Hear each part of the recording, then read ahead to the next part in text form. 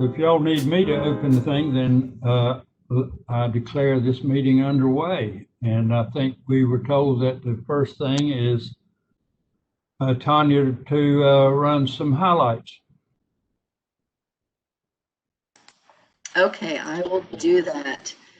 And let's see here.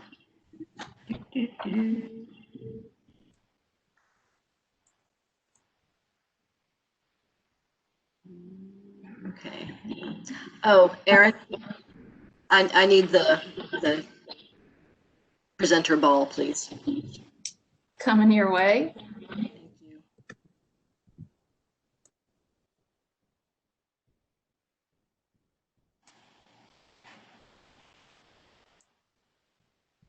There we go. Sorry about that.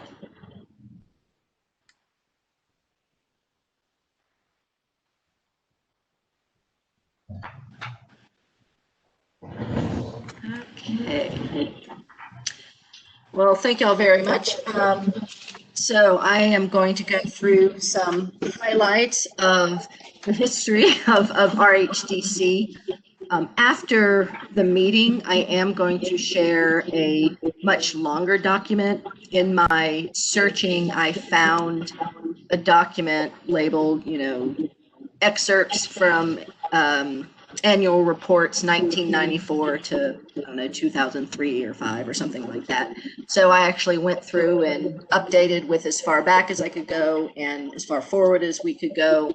And for anybody who wants to take a quick skim of that, it's either really boring or really interesting to look at. I found it interesting, but it's a lot of words. So RHDC was founded in December 1961 as a historic sites committee. And this was before there was any enabling legislation or any historic preservation commissions in the state. That is also when you were incorporated with the state, and you do still remain a incorporated and as a 501c3 nonprofit. And just sort of some little snapshots here. Of course, in 1961, there was 0 of anything. There were 10 commissioners and 1 part-time staff, and we were a much smaller city then.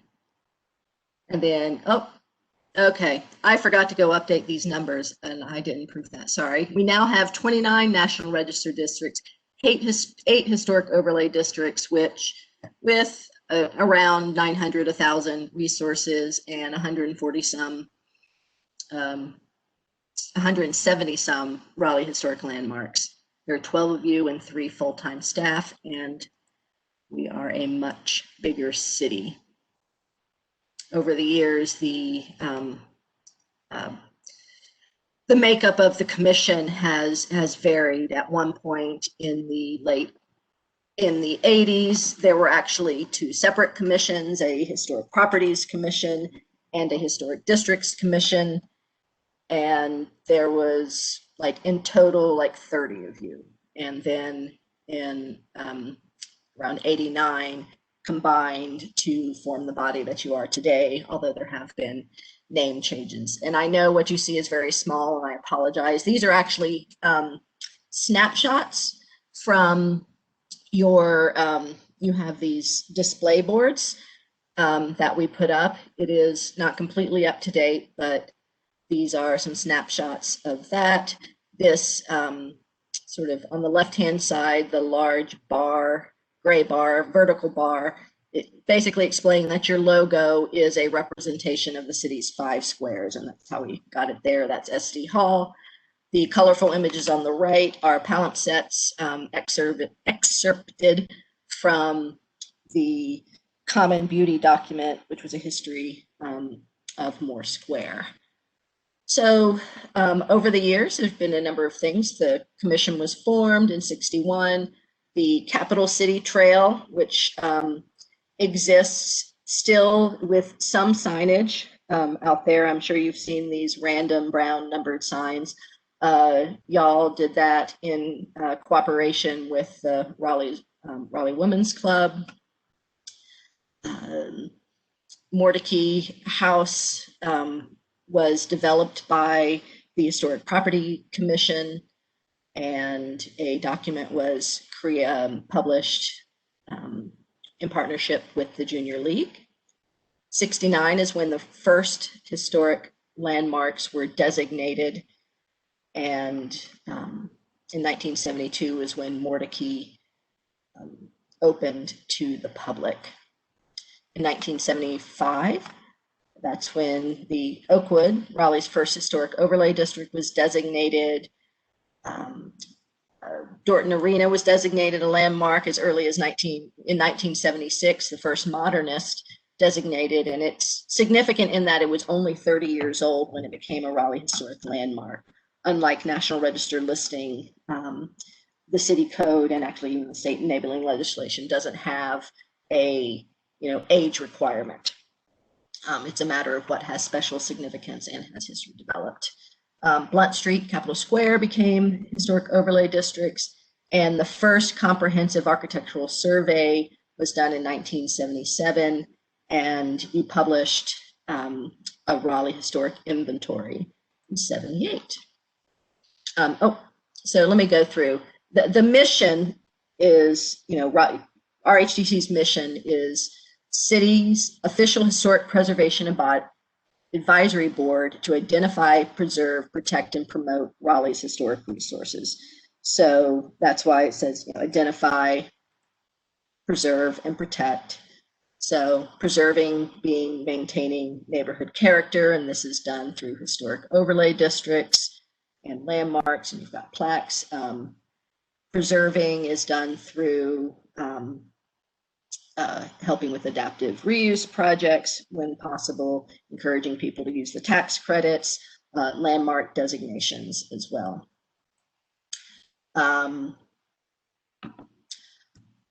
In 83, Early Raleigh Neighborhoods and Buildings was published, and that was a document that y'all sold for many years. Boylan Heights was designated Historic Overlay District in 84. 1988 is significant for Raleigh being designated a certified local government, and y'all have maintained that certification since that time. And you also published a Raleigh Historic Properties booklet. 91 is when the city's first historic preservation plan was completed, and that was done in conjunction with what was called, there was a preservation roundtable that was held with the Society for the Preservation of Historic Oakwood and other local groups, and then the community at large to help determine what's important and create it. In 91, the name was changed to the Raleigh Historic Districts Commission. Moore Square was designated Historic Overlay District in 92. That logo there, was the logo up until late 2011, early 2012. Culture Town was published in 1993, and that was the result of the commission's first extensive look at African American history, and that was published and also was sold for many years until I think we finally sold out in 2015.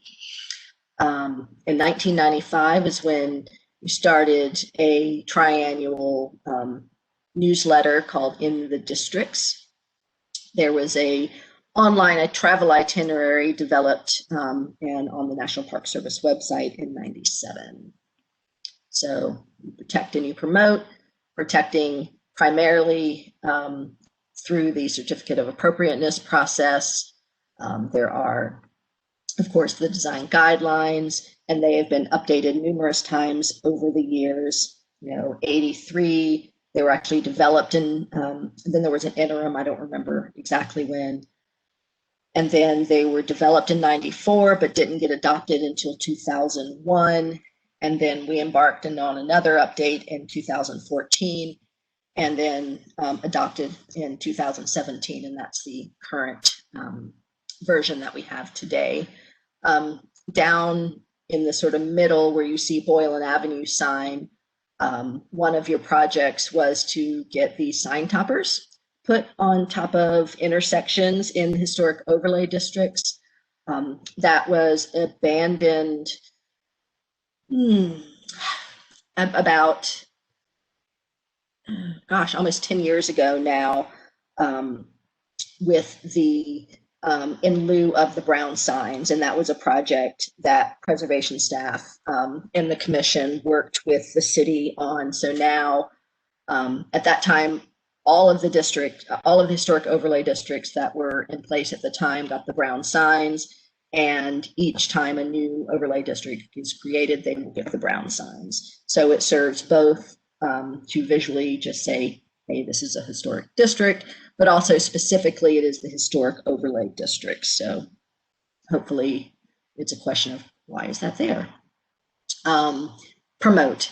The Community Awareness Committee has done many things over the years. There was in the district's newsletter, it got converted to a new name called Deja News when the commission turned 50. There was a huge celebration in that anniversary year. There were numerous Kit Homes events. We brought in a national speaker. There was a children's art contest. There was a birthday bash.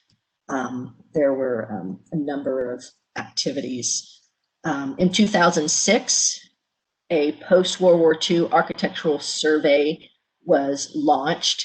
In 2007, you started a community conversation series that brought speakers on various topics, brought in both local and national speakers talking about economics and historic preservation, design guidelines. You held a window repair workshop that was converted, that was then used and made into a video called Deglazed and Confused. That is still available on YouTube. Additionally, you sponsored a home energy audit. There was a contest and the winning family got a free home energy audit, which was videoed. And then there was a video on that too. And I can't remember exactly the name, but it had Energy Hog in the title. In other studies you have done, I mentioned Common Beauty. Additionally, the Latta House and University site was the first first site designated for its archaeological significance, and that survey was published 2010. Oberlin Cemetery was the first. That is not true. Sorry. Our first cemetery that was designated as a historic landmark. I think actually it was O'Rourke. In 2011, as part of that 50th change, that is when you changed the name to the Raleigh Historic Development Commission. That came about for a couple of reasons. One, you're not just about districts, you're also about landmarks, and the idea is, development itself is also historic. Plus, you need to keep a name that still kept the same initials, RHDC. So you ended up with the Raleigh Historic Development Commission. And in 2012 is when you started launching into social media presence with Facebook and Twitter profiles. RaleighHistoric.org was launched in 2014, as that is also when you created or published an economic impact study on historic preservation in Raleigh. 2016, Glenwood, Brooklyn was designated as the city's first street side historic overlay district. Sign guidelines were updated in 2017. Oberlin Village was designated as a historic overlay district in 2018. And in 2019, the most recent architectural survey was completed. I'm going to pause and show my face for just a second before moving on. If I can find the stop sharing button. So the next thing I'm going to go through are the various, documents that are out there that you use to inform your work, both what was adopted by you as well as what are city adopted documents out there. Are there any questions before I keep talking? I have a quick question. Yes. This might be kind of obvious, but I'm just curious, what defines a historic resource in the context of the presentation or on this commission? So, no, it's not an obvious question. I mean, the easy answer is that anything that is designated, whether in the National Register or locally, whether as a landmark or a district, is clearly a historic resource. But in the so from a policy standpoint, that's officially what's a historic resource. But since one of your roles is to, continue to survey and identify, it's not that limiting. So there are, historic resources out there that we maybe don't know about, or things that we've known about that have only recently become to have some significance, whether they've just now gotten old enough or we just learned about the history that was associated with it. Okay. Is that a nice Thank you. half and half question answer? All right. Okay, back to Tanya, yes. Oh, I who's have that? an off-topic question. Oh, Ian. Hi. Is it possible to give me an idea of when we're going to break, just so I can plan dinner? Yeah, we were. I should be done about 5:45, I think. Okay. Or sooner. Yeah. All right. And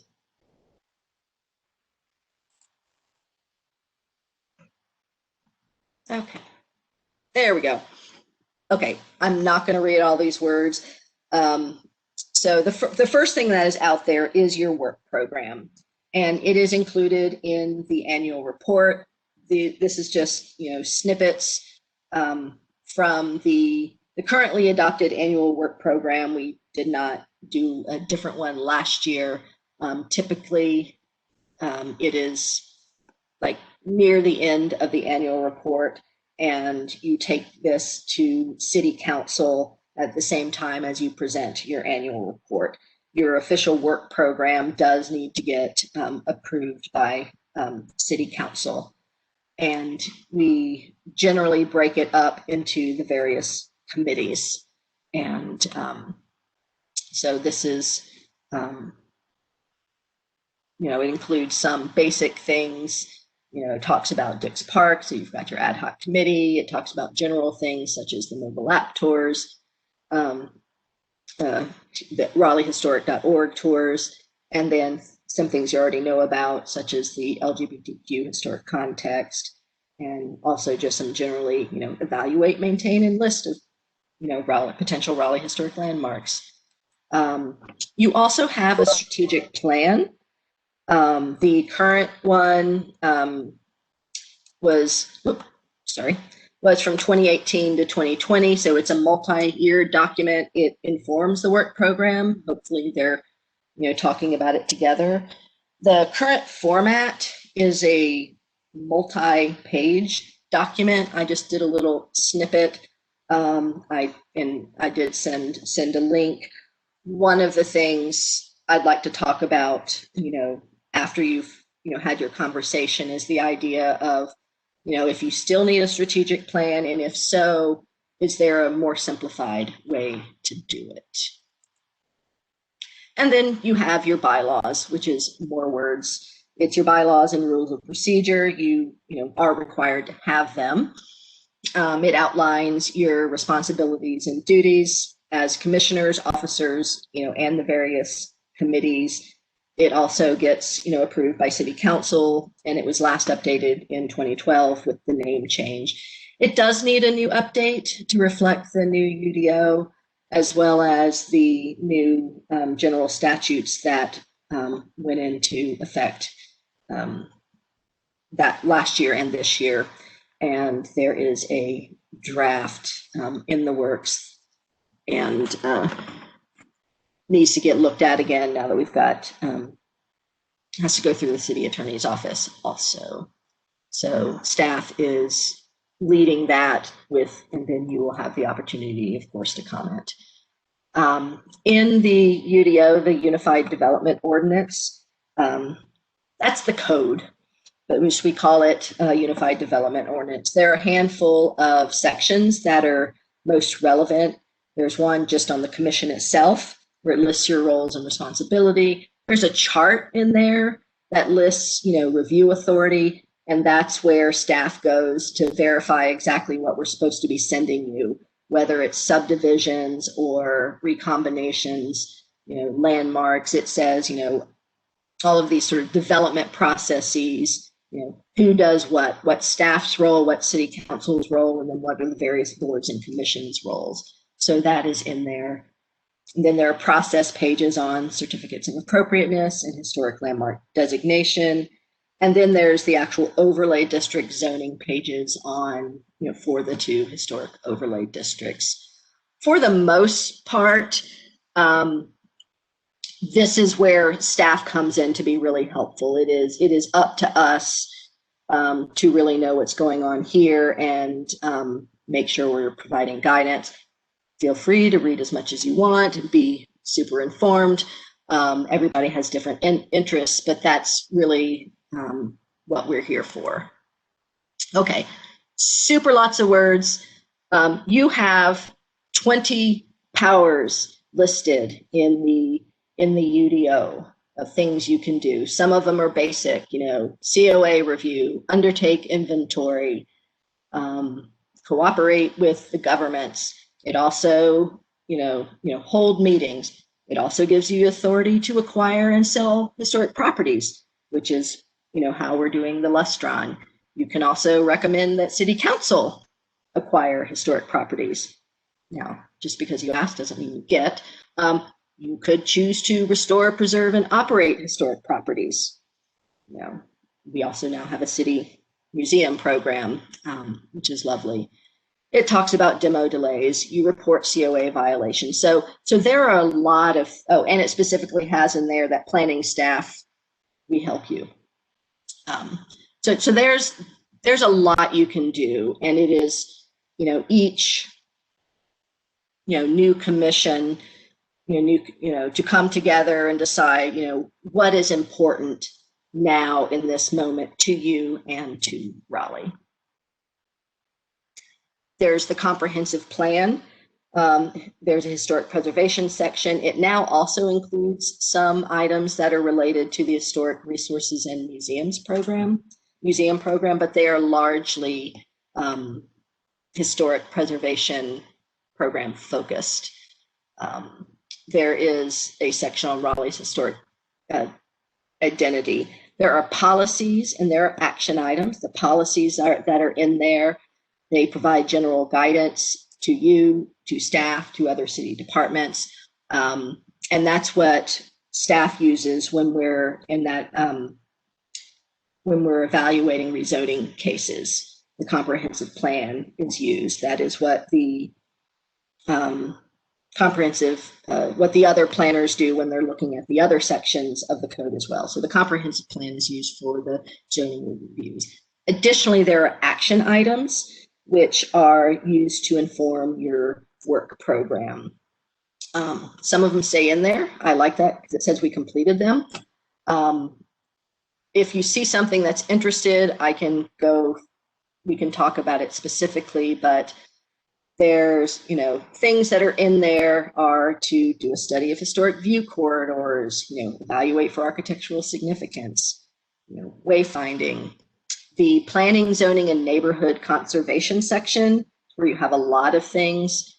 talking about survey, historic resource GIS data, landmark designation, applying zoning regulations and planning tools,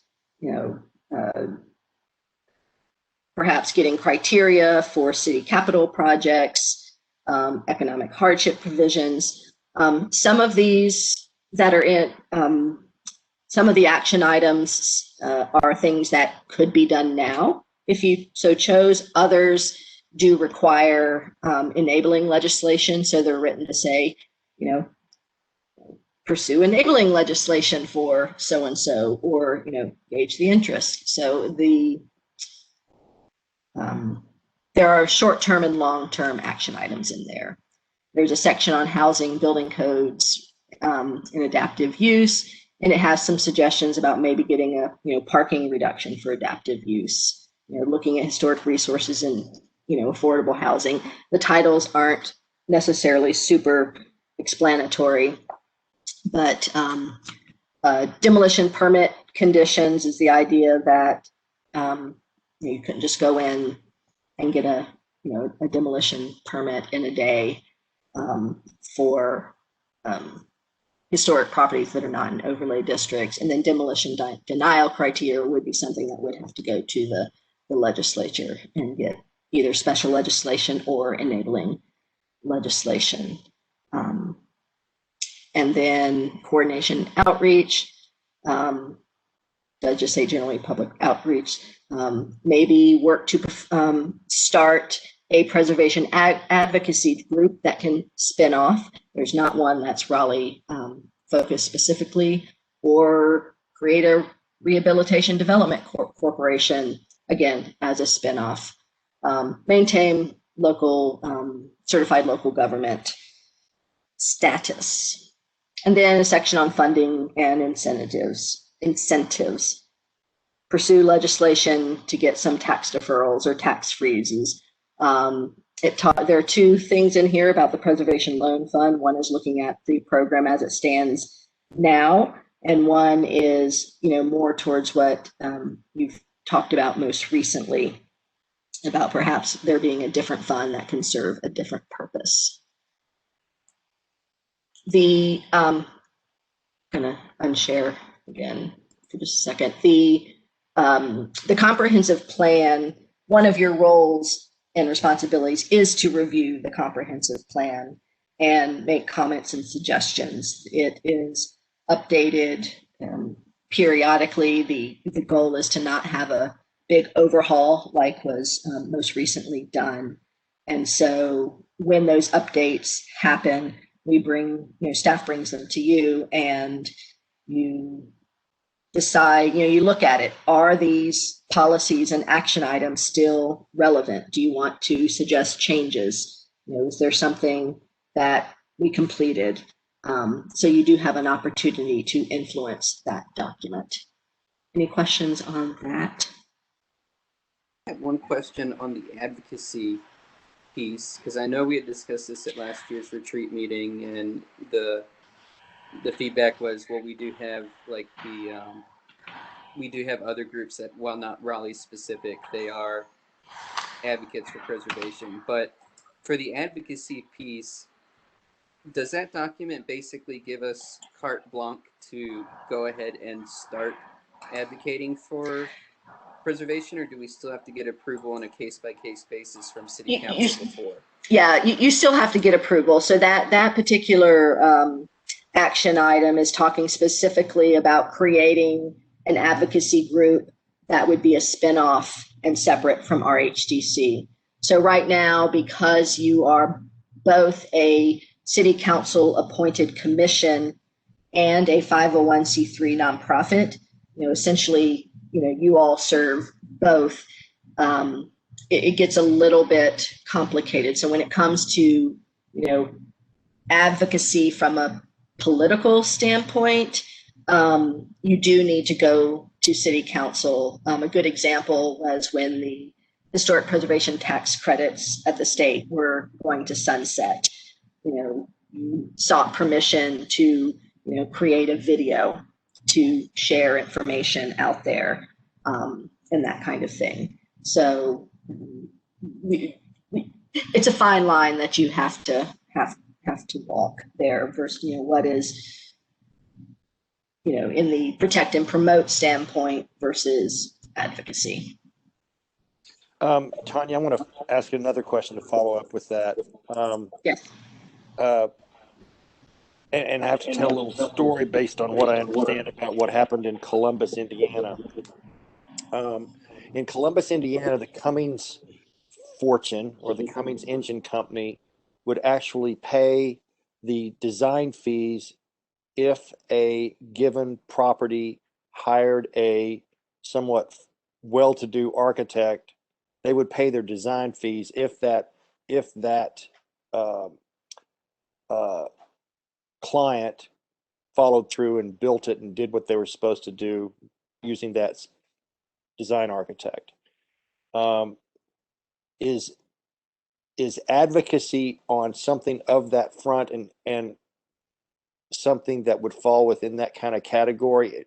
And the point would be to advocate for clients or people who buy historic properties to work with preservation architects, for lack of a better way to describe it. Oh, I can't hear you. Okay. I can't hear you. You're muted, Tanya. Just a word of warning to everyone. I'm going to mute you when you're not talking, so there's no echo. I was about to say, I think Aaron probably did that. So what staff will do when we get questions like that is, we can say, successful, if it's a COA related thing, successful COA applications have been, filed by these people recently. So, but we cannot specifically, and then, you as the commission also can't specifically endorse anyone, but you can say, these are folks that we know have done successful preservation projects. So let me pipe up here, Travis. The reason that language is in there about an advocacy group, a lot of times when we're working on one of these things, there's a reason why stuff gets stuck in there at that time. And so there has been and I guess still is, a somewhat rocky relationship between the city and capital area preservation because of events at Mordecai some years in the past. And so that previous commissions have seen there is a need for a advocacy group that is not a governmental body that would have a freer hand to do what it thought needed doing to push for preservation or push for whatever. And so this language was seeded in there so that at a point when this body got fired up about it, there would be a hook to hang it on to try to move in that direction and generate some private funding that would then allow for more direct pushing of the city council or the general assembly or whoever with regard to some of these efforts. And so there are lots of things that Tanya's gone through here that there may be a reason why it got there, but I would hope that all of you are looking at that and saying, wow, if we want to go in this direction, then there's a hook we could hang it on. And so think of it that way as Tanya is working through this material. And I'm almost done with the slides. I'm going to show, I may just have one more. So there we go. Remember how to share. Actually, I have two more things to show you. So this is one slide. So I think you make a really good point, Nick, that the reason I'm showing you all the various documents is that, the more what you want to pursue aligns with already adopted, documents out there, the more support you're going to get, the more resources that we are likely to get, the more likely, the greater chance of something, being successful and making a larger impact. It took a few years, but in 2019, the the city accepted and RHDC accepted the Historic Preservation Toolkit, which was a document that was prepared on behalf of the city by Place Economics. And it went through and looked at a variety of tools, across the country and in other nations as well, and distilled down to a few that they thought were appropriate and potentially useful in Raleigh, and ranked them on, basically, is it low hanging fruit, or are you going to have to go get, legislation, and anywhere in between, what's going to be easier, what's going to be, need staff and that kind of thing. And the one thing that what came out of that is the requests by RHDC and agreed upon by the city council was to study the possibility of a new loan or grant funds focused specifically on helping property owners and small businesses stay, in their residences or buildings. And that is still out there to do.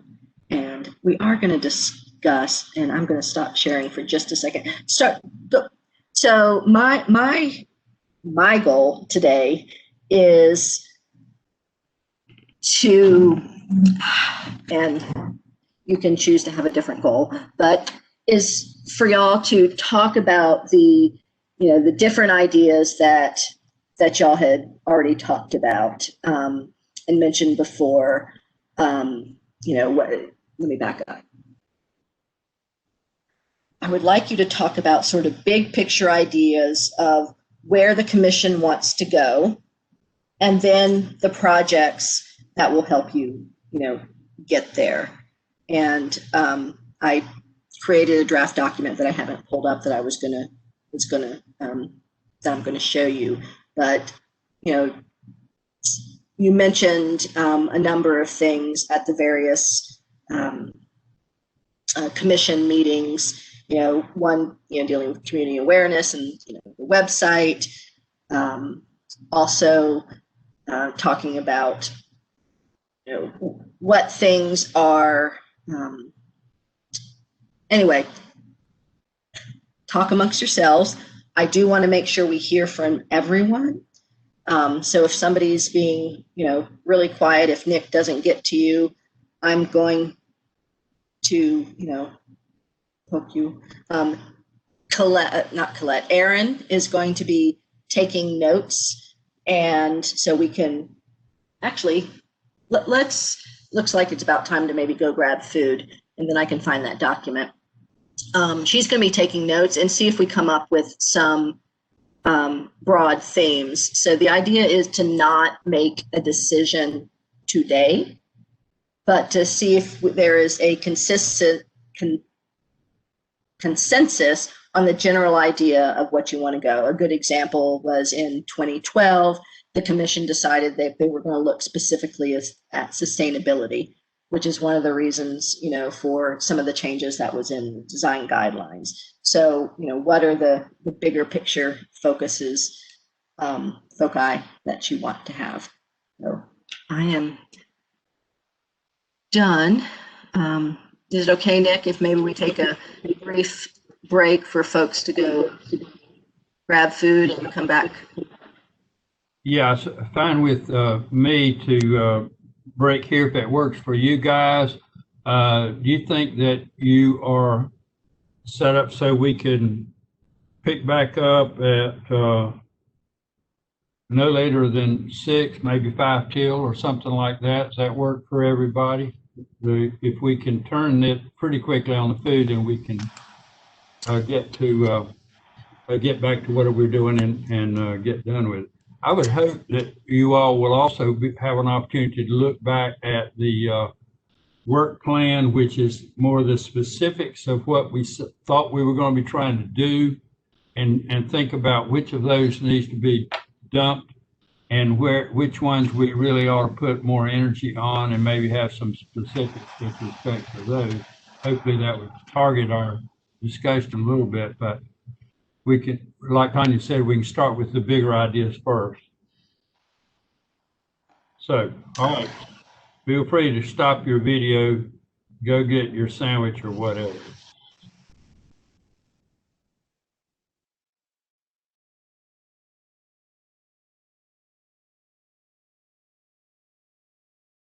It's not supposed to be a lecture, but it's not supposed to be me running my mouth, and we don't need staff to do all the talking either. We needing to get the ideas out of everybody on the screen here. Do you all want to? Do y'all want to talk about what you wish we could do? What you people run into, or at least you did before the pandemic, and say, why don't we do X and why don't we do Y? Do y'all want to get some of those things out at this point and then come back to a more specific work list? What are your thoughts? Unmute yourself when you want to say something. While they think about it, Nick, can I real quick show you the one document that I had? Okay, it'll be super quick.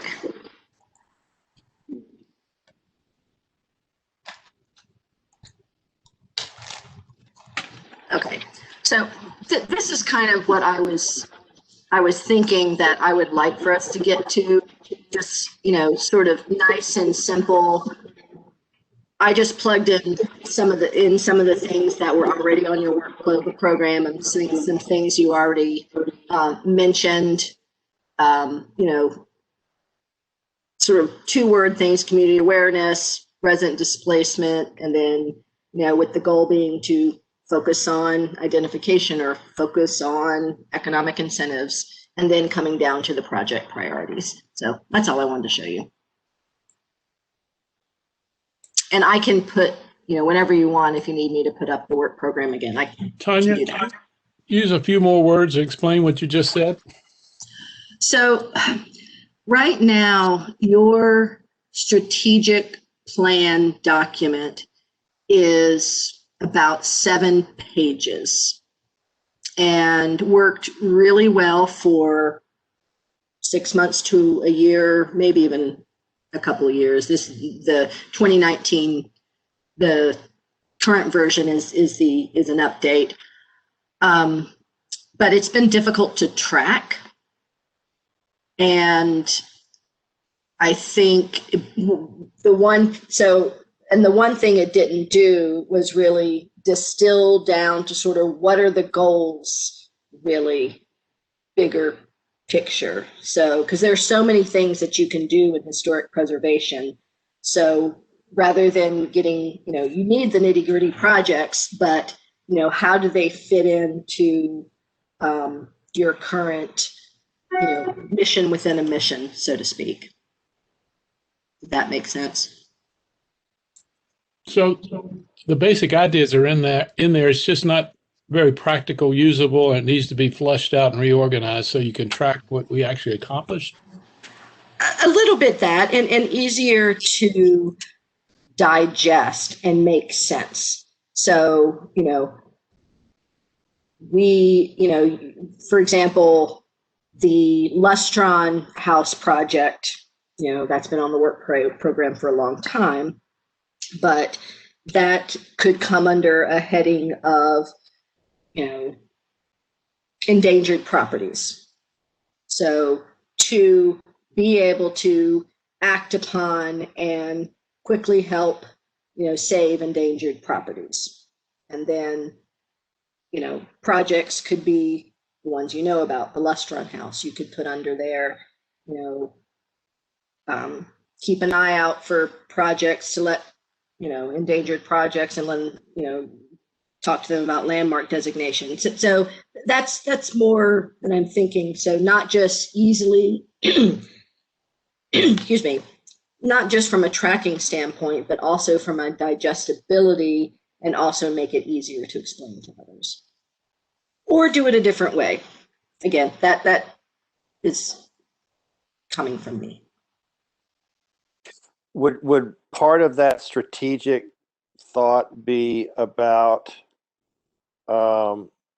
identifying those characteristics of various neighborhoods so that we as a commission and the public have a better understanding of what makes the character of that neighborhood specific to that neighborhood. So for the COA committee, that's what the special character essays are for. Okay. But I guess what I'm trying to get at is not so much about COA, but as an outreach scenario to help people just understand why is hazard preservation important from a neighborhood perspective versus preservation important from a specific building's perspective. Does that make sense? Yes, I think it does to me now. Finally, you said it a different way that I get what you're getting at. So yes, that makes sense to me. And this is where I think you're throwing out ideas, as Nick mentioned.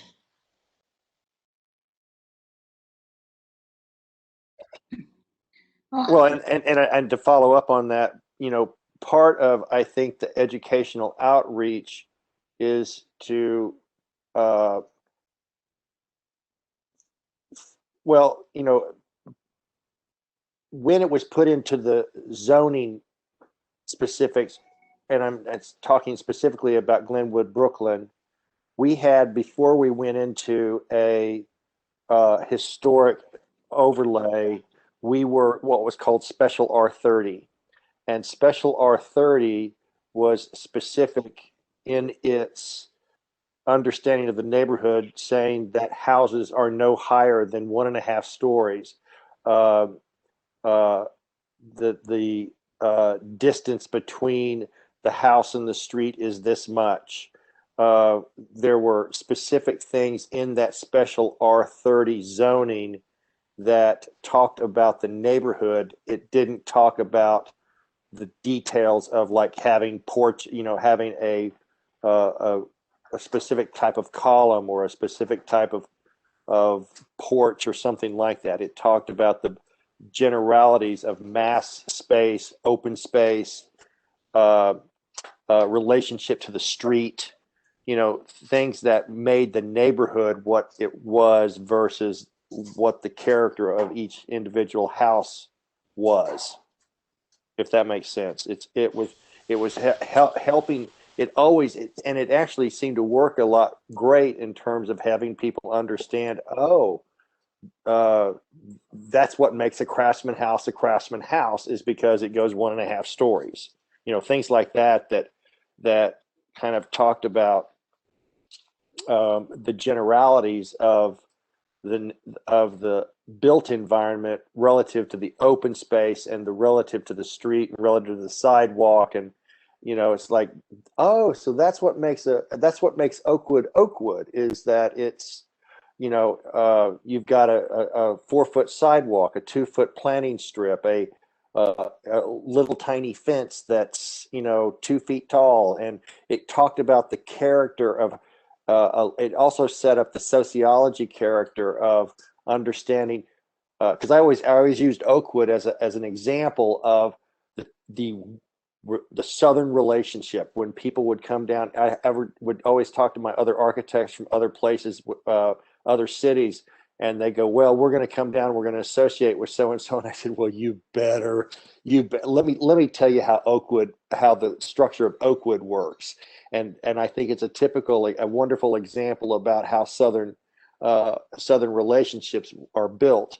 And that is, when you are on that sidewalk in Oakwood and you are separated from, and that person on that porch, which is raised up 1.5 feet above the ground plane, and you're walking down the sidewalk, there's a little 2-foot tall fence. There is a 6-foot garden in front. That porch is raised up less than 2 feet. And you can have a conversation from that sidewalk with that person on that porch and have a very nice little chat back and forth as you walk around. But you know intuitively, you are not to just walk through that gate. You are definitely not to just walk up on that porch without being invited.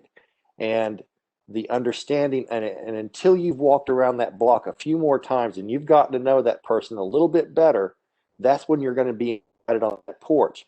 But Oakwood sets up this wonderful social dynamic about how the neighborhood itself engages the sociology of the Southern climate.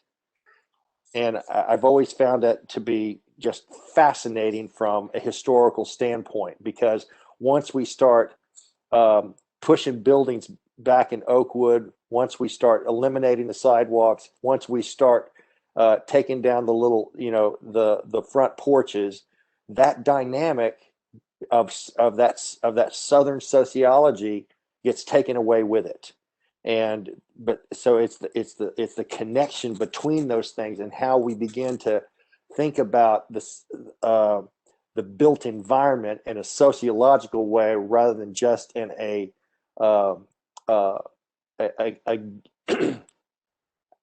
rather than taking elements and putting them on a plate and not talking about how it affects the broader aspects of the culture. Well, we hope that those essays for the districts pick up on some of that. So when somebody reads that, they say, "Oh yeah, I hadn't thought about it like that," and then that we do educate folks in that way. So Janine, what do you think we ought to be doing more of or better at than what we're doing now? Well, I guess I have a COA perspective more than not, but I just thinking about just maybe the last couple months and how really challenging some of these cases are. I don't know what the answer is, but it makes me want to sort of think about outreach a little bit in these neighborhoods. And I know we have the DRAC and we have ways to help people kind of with what they're trying to do, but sometimes it just seems like I don't know the answer. And staff does a great job. Like I couldn't imagine them putting more effort into kind of prepping for our meetings. But I just feel like lately they've been particularly challenging, and I'm just trying to kind of get my head around kind of exactly why I think that, just a lot of deferring cases and I don't know, maybe things are just getting more complicated. So I don't quite know what I'm asking for, but that's my. What do you think that we need that to take the deja vu newsletter thing and educate the people in the districts, each one in turn, but educate them as to what is important about their neighborhood and what we're going to be expecting as and when you get a project? Is that these people coming in with ideas that we don't find appropriate, and we're trying to be nice about it, but we don't. Right. And maybe they've seen no examples of projects that have sort of successfully, in our opinion, kind of come through. And I'm thinking of a project, I guess we don't want to get into specifics, but just, projects where it almost seems like homeowners don't understand the intentions of kind of what we're asking them to do. And sometimes they're doing things, and I don't know whether they're just not made aware of kind of where we want to have them come to us and get approval or not, but just seems like I guess, yeah, maybe something of a disconnect. I don't know what that would look like to sort of reach out and try to engage these neighborhoods that way. Well, we've done mailers in the past. We need to find ways to use social media or whatever if we're not going to use paper, and to get some of that out there. As we have higher turnover in Oakwood or any other neighborhood, you have a lot more people who weren't there when the cornerstone was laid and have to be brought along and come to realize why it matters. And that ties back to John's sociological piece as well, and how architecture and design is as a part of delivering that feel to the particular dwelling as well as the neighborhood at large. So anyway, so Tanya, what I got out of that was that we need a little more outreach for the people who are already the regulated community to try to teach what matters and why they should love being there in that neighborhood. I get that from it. And Nick, I completely agree. I think that one of the website, and I can tell you that when people move, I moved here. I wasn't here forever. So I came here and I didn't know what all was required of living in the community I live in and why this community mattered. And it sounds like we have a lot of that work done. It's just not easily accessible to the consumer. And one of the places people will go to for that is online. You know, if you're looking at a particular community, our website could reflect communities and what the value and culture of that community is. And I think that would also affect us as we start to think about what we approve and what we don't approve. I mean, if it's clearly indicated in a place where a potential buyer or seller is thinking about moving in, then they can refer to that. And if they have questions, then we can send them to more in-depth information. But right now, you know, I think it's in general as a something that and I'm hoping we're focusing on the bigger things. I think it would be great to have an online communication of how the city is divided up, what areas are historic, we talked minority and cultural activities related to what areas are preserving minority things, not just the architectural components of it, but the actual culture of the community. And I feel on the research committee that with all the time. Is this a historically Black community? I mean, Heather just wrote a really interesting piece on Freeman communities and areas that have culture and history. I would love to see something like that happen in a communication from us as an organization. So I'd like to throw that up on the list of where I'd like to go. I'd like to come up with an online communication that does a lot of what we're talking about.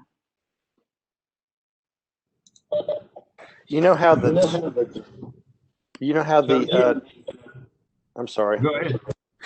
You know how the Democratic convention was run online this year, where the testimonials, the actual people who were impacted by various policies and those kinds of things. To Susan's point about the website, rather than just pointing them to a document or a diagram or something like that, why not engage some of the folks who have been through the RHDC process in terms of saying, this is my experience with what happened, and this is how it happened. Now I understand what the result is now, and this was my experience in working with them, so that it is a person-to-person testimonial to either what their experience was, and sharing that with others, so that there's a real, like, oh, now I get it based on what you said about this, not what we as a commission are trying to kind of from the top down. Let's talk about bringing it from the user up, and let the users talk about us, rather than us talking about it based on what we think it is. I really got to tell you, I don't give a rat's tail about what I think. I think it's important to understand what the person who's going through it at the living level, at the neighborhood, about what makes this is why I moved to this neighborhood. This is why I want to stay in this neighborhood. This is what makes my neighborhood perfect for me, blah, blah, blah, blah, blah. But it's coming from the residents. It's coming from the users who have gone through the process. It's all about the different experiences, for lack of a better word. Make it more experiential. Well, we might be able to find some people that actually like this. Who knows? When they come out of that, when the project gets finished. Ian, what's on your mind? I have on my list more collaboration between the individual committees and community awareness. Say Heather did a post on what the COA is up to. That stuff isn't really publicized that much, and I think that we could do a lot of good explaining to the public on social media how this commission works, because I don't think people understand how it works. I didn't when I joined. I didn't hardly know what it was. So what's the research committee up to? What's the Dix committee up to? That kind of thing. So I think social media could be a really good tool for this kind of outreach.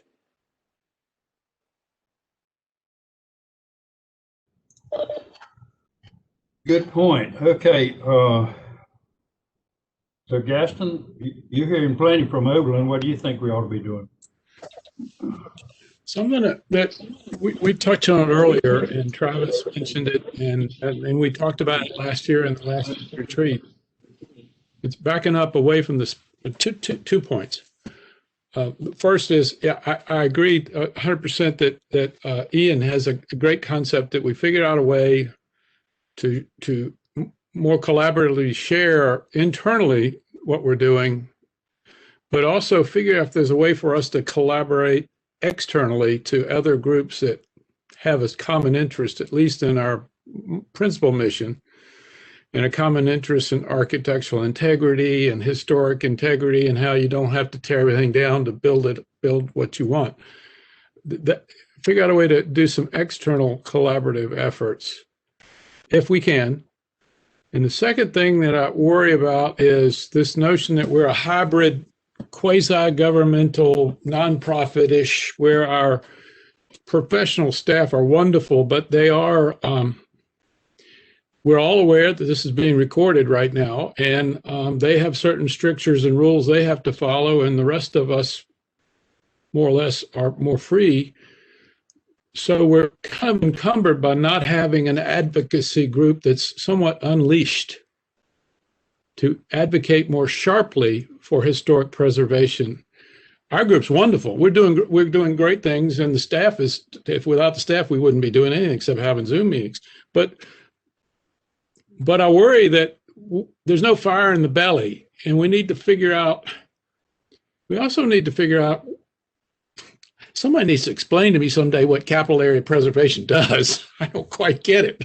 I have never understood it, but I'll take that offline. But I'm worried about how effective we can be in changing our community attitudes, mores, whatever you want to call it in sociological terms. How can we change the way people view their sense of home and community and neighborhood more effectively?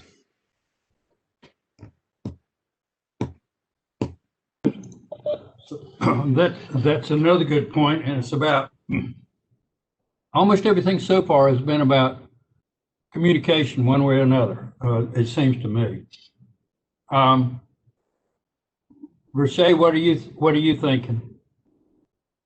And we're glad you got here. Thank you. I have started teaching at NC State, so I had a class that so I actually had similar thoughts along what Gaston was mentioning with regard to our external relationships and partnerships.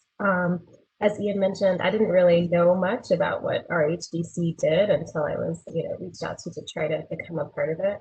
And then, of course, after becoming a part of it, the relevance to even what I do as an architect on a daily basis was so strong. And, I'm again familiar with like AIA and these sort of big organizations that are related to what we do professionally. But I am surprised that RHDC isn't kind of like tied into those in some way, to where it should be an acronym that is thrown around offices a lot. And even as far as, as we talk with students and engaging in the profession and the different ways that you can practice in the area, I feel like RHDC should be, a household kind of acronym or name. And so just curious about what are the opportunities there, to engage with other organizations for, building presence on both sides and those things. All of this has really made me think about, to Gaston's point in terms of reaching out, and Verche, you hit it right on the head, engaging with Triangle AIA, engaging with George Smart, believe it or not, with modernist houses, because I mean, he is that voice which can say what he wants, and he does say what he wants, and is not limited to the bylaws and or foibles that we are kind of confined to sometimes, based as a quasi-judicial body.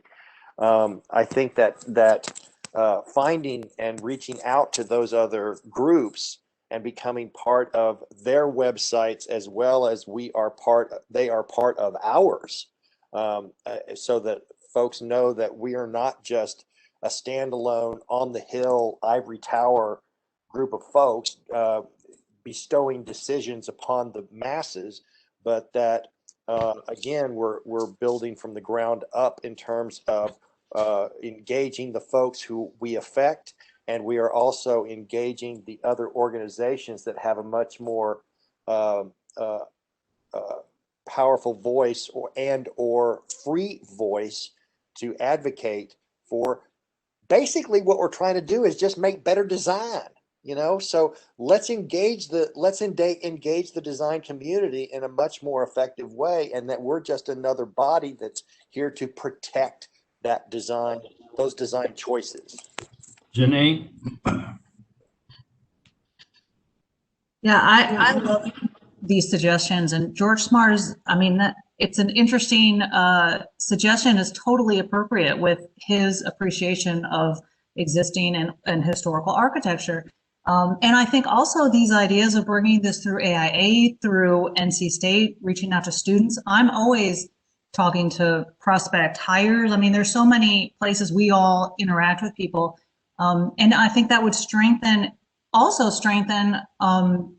the folks that we get who want to be part of this, right? So instead of us sort of pulling our hair out trying to find people, and we have great people, but bringing them to us through the voice, and people wanting to be a part of that would be amazing. Do we, Nick? Yeah. Would at some point put a footnote in the note taker here? Would it benefit us who are professionals in many ways, but in varied degree in communications? Would it? Heather is a great, knowledgeable person about modern communications, but would we benefit from some kind of professional advice on communications now that COVID's here and our whole world of normal communications is probably in an uproar right now? And is there money for that? I like a consultant. Yeah. So let's hear from staff. If we wanted to pull in somebody to help us on our communications that did not work for the city, how would we go about doing that? You would have to use, two options. One is to use some of your nonprofit money. If I use city money, you're gonna have to rebrand. So that's kind of a challenge. So it would go through. When you say rebrand, Tanya, what does that mean? That means that RHDC would likely go away as having a very strong separate identity.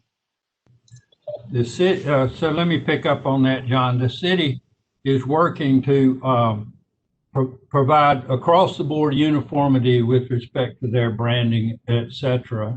And we don't necessarily fit their mold, and maybe we didn't want to. And because but it goes back to that same tension between the freedom and advocacy, et cetera, et cetera. So, Tanya, how much unencumbered, how much non-city money do we actually really have anyway? It's down to about 6,000, I think. Where does that money come from? Nowhere at the moment. It's all leftover money. Where did it come from? So way back in the day, RHDC was actually granted money from the city. And so you functioned more like a separate body. So even though you were a city commission, you were given an allocation, and then it, went into your coffers as a grant, and you reported out and you used it. However, that changed 8 years ago, 5 Maybe, years ago, maybe not something quite. like that. Yeah, it was, Maybe not that long ago. You've also gotten some money, handful of donations here and there. You've gotten some money from, a cell tower, what we call blood money, cell tower, things that happened that weren't supposed to happen. And so money was given to you. we got some money, as I recall, before my time, sometime in the early 2000s, we got a decent chunk of money from First Citizens Bank around the time they were going to tear down the First Citizens building downtown. There were some artifacts that came out of there, but in addition to that, we actually got some money, and that was handy. Let me segue into since this fits with I wanted to mention. I want to talk about what we ought to be doing about money, because many of the things that we would like to do we could do more if we had money. So just so you know, I'm working on reworking my will right now. As our kids have gotten older, there's less need for them to get any money, and so Julie and I are thinking about listing 8 or 10 things and setting up a trust with our money. Not that we're rich, but if you live long enough and you stay healthy, you can end up with a decent amount of money. And so, yeah, I would probably put RHDC on that list, but I won't do it if it's just going to go into a black hole that's the city of Raleigh. If we had a 501c3 that would actually work, then that would be a good place for that sort of money to go, and other people might do the same. And really, for all of you, most of you are so much younger, you ought to be setting aside money anyway and hope you never need it. And so we ought to be working on those kinds of things and trying to raise some money. Now, and so we need an advocacy group and we can birth it through this 501c3 that we have, or we can work among us to create such a body, because capital area preservation really focuses on county stuff, and most all their budget comes from the county because they run the historic program for the county, but they don't do much of anything with Raleigh, and there's too much friction with the city over Mordecai in that district anyway. So we need to be thinking about staff. We need to be advocating for city budget money. We need to be advocating for independent money and thinking about how we could get it and how we could then use it if we had it, to whether we used it as part of a revolving fund or whatever else. So my 2 cents here is, we got to think about money, because ultimately, whatever you want to do is going to take money. Nick, I think I really, you hit it right on the head. I'm right there with you. In fact, you've actually given me, because I've been thinking about my will myself, and I sure as hell don't want it to go to certain people in my family. And I think this is a perfect opportunity to create an endowment, some sort of scenario where we can accept that kind of stuff.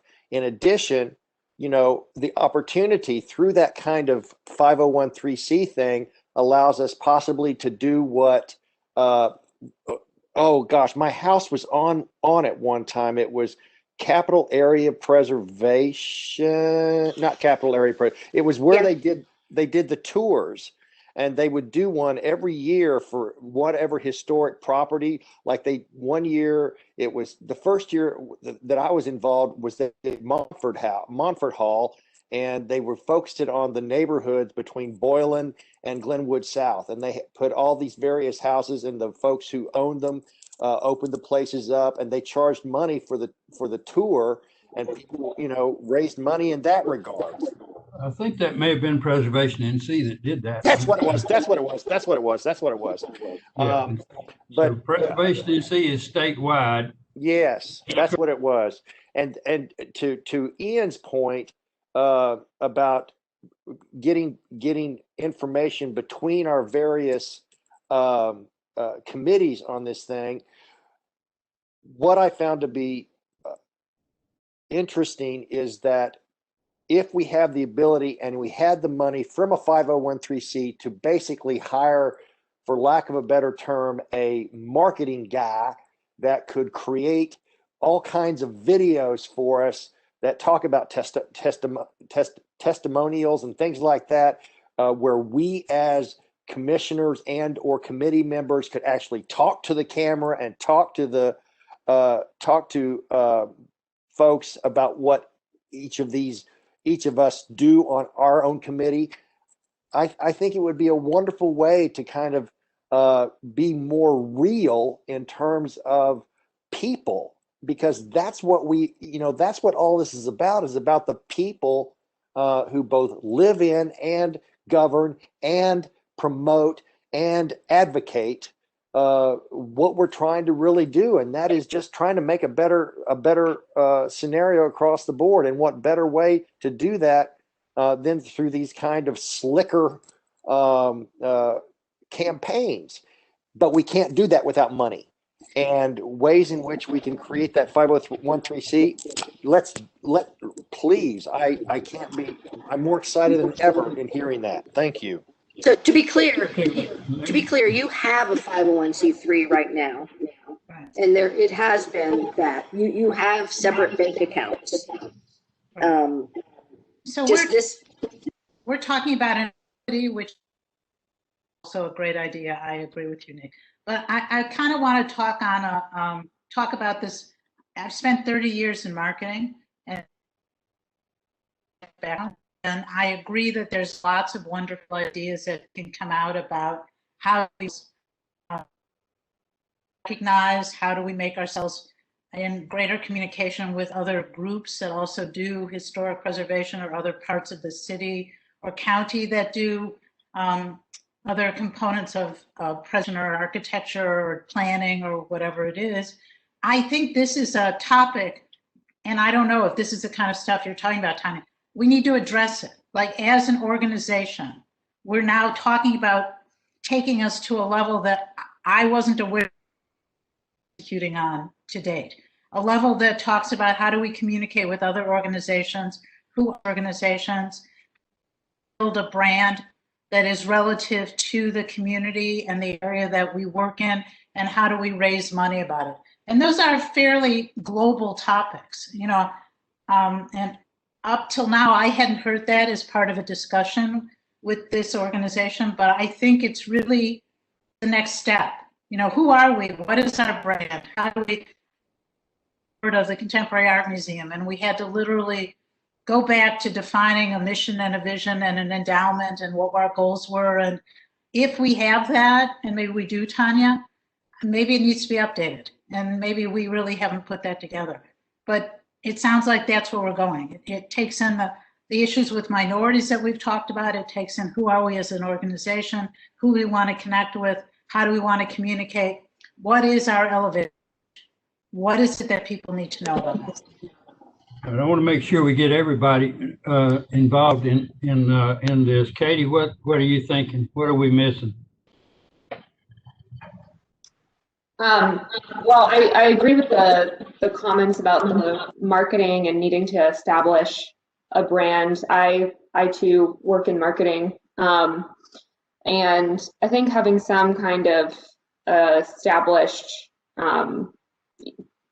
instead of, doing a branding guide and, this is our identity and our mission statement from that perspective, definitely doing some work on the website, coming up with some different routine tasks that we know that we need to do to get our name out there, whether it's, making social posts on, and the community awareness might have some kind of cadence like this set up already that I'm unaware of, but, we do social posts on this frequency these days and, keep a living document with that information, or if we do want to move forward with some kind of, series of videos or other content types, just making sure that those are assigned out to, I'd be happy to help with some of that. And for example, like just making sure those are assigned out and then being completed, or even, I don't know how much volunteer, outside individuals would want to help with this, or how many other people we have on deck who are interested in being involved but don't have the full time commitment to be a commissioner. So those things. And also I'm interested in to what extent we have opportunities to work with other boards and commissions. I do think it's really important that we do help educate the public to some degree about what we do. I think that's just a deficit in general in local government, as a lot of people don't even know what a local government does or what their responsibilities are, and it's kind of hard to explain in a few words to people what a board and commission does and how that's related to city council, and what our role is in specific areas. So I think if we could do some kind of public education initiative, and if we could combine that with some of the other boards and commissions. I guess it was a year ago now, but when they had that Raleigh Unleashed event where we met up with the other boards and commissions, I'm not sure how many people were from this commission were there, but I was there for that. And it was just, I didn't even know what some of the other commissions did. And I think that there could be some opportunity for us to collaborate with them. I know there's been some talk of us doing some work with the Human Relations Commission. Was that the one that we were thinking about working with as far as some of the historically underrepresented community? I'm gonna jump in right here and just mention that I am going to be forwarding a survey from the staff of the Human Relations Commission. That there's a city office, I think Office of Equity and Inclusion. I will be forwarding that to y'all in the next day or two to fill out. It's going out to all boards and commissions, but since you mentioned that. Okay, great. I think that's a good place to start. If we could, identify which other commissions we have an opportunity with, and maybe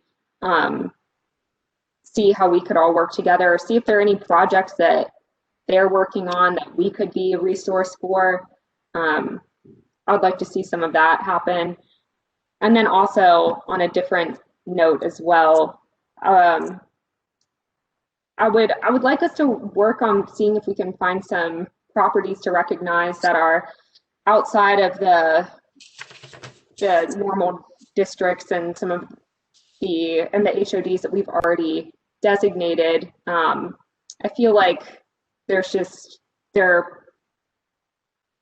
are some areas now that are becoming more historic. It would be nice to, go OTB, exit the belt line a bit, and see if there are any. I know, for example, the Crabtree area is almost 50 years old. I think next year is its 50th year.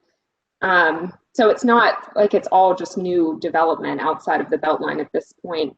Surely, I think we could do a deeper dive into what some possibilities are for landmark designation, or if there could be a HOD opportunity as well in some other areas.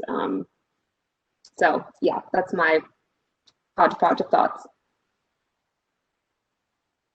Well, good stuff. Thank you for that. Kay Webb, what do you think? Well, I've been in and out because I've been doing 6 things at one time.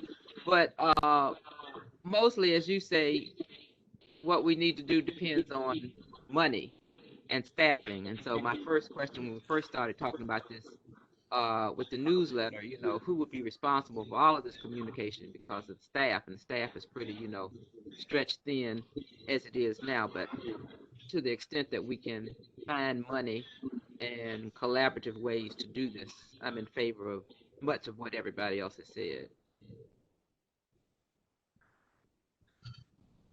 Hey, Nick, Yeah.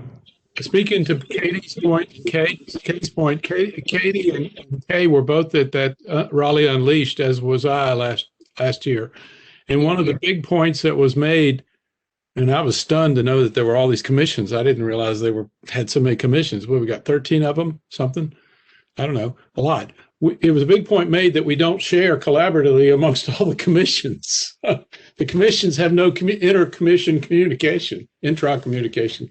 So that was, your point was well taken, Katie, that we figured out a way to communicate within the other commissions too. And there had been, at that meeting, there had been some talk of there being some commission creation, but I haven't heard anything of that further, and not sure if that is happening or if that was just talk, but it would be nice to see that happen. So hopefully that will occur at some point. Well, back when I was on the city's museum and Mordecai commission, that's not the right name, they talked frequently about trying to create liaisons with this body, with the Arts Commission, and some others that were interested in cultural resources of one kind and another. So there's an interest among these other commission members, I think. We just have to, none of us has time for one more meeting, but we need to find ways, I think, to get there if we can. Travis Bailey, what's on your mind?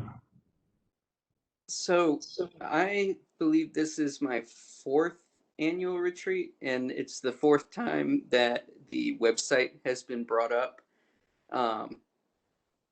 to be reworked and improved upon. And I hear a lot of ideas about we need to raise money, we need to educate the public about what we do, we need to better communicate with other commissioners. It's a lot of things that I believe redoing or just hiring somebody to completely redo the website could go a long ways to contribute to fixing. If we've got $6K sitting in the bank, that's not enough to buy a house or acquire property, but it could be enough to get the website to where it at least needs to be today. It right now runs on, I think it's a Drupal website, and it's a version of Drupal that has been out since early 2006 or so. Yeah, it's ancient. Yeah, it's being held together by bubblegum, and it's, yeah. So if there is appetite for that, I think the amount that we have in the account could go a long ways to hiring some sort of organization to handle redoing the website. And that would be everything, like migrating the content that we already have there. We don't want to blow it up and have to start from fresh. We can have somebody who knows how to take it to like the most recent version of Drupal or WordPress or whatever platform they want to build it on, and take the content we've already got typed up, like the essays on all the districts, the pictures of all the landmarks and houses, and migrate that over to the new website. So that way no one has to sit there and type out all that stuff all over again. We've come a long ways, I know, with the social media campaigns, especially. I know Heather's done really great work with that. And seeing what she's done with WREL and what he's done with his social media accounts and whatnot, there is a healthy appetite online for content on historic, like the stories behind the buildings, the people who built them, the architecture behind them. And that can be kind of a gateway, I don't want to say gateway drug, but that could be kind of, like something that you dangle out there online and get them to come into the website, and they learn about, okay, well, how does this house still stand? Okay, it's because RHDC has been making sure that it sticks around, and that Preservation NC has a covenant on it. Where can I donate money to help them continue that mission and enable them to do more? All sorts of stuff like that. It all, to me, if we have a limited amount of funds available, the website would be my highest priority to get fixed up to enable us to do all this other stuff.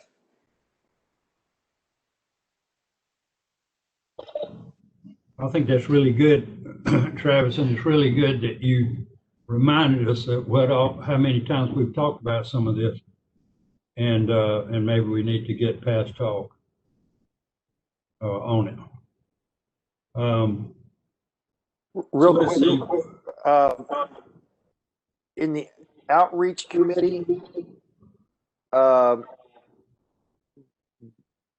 is there a potential for creating a fundraising aspect in that committee, i.e. ways in which we can raise money?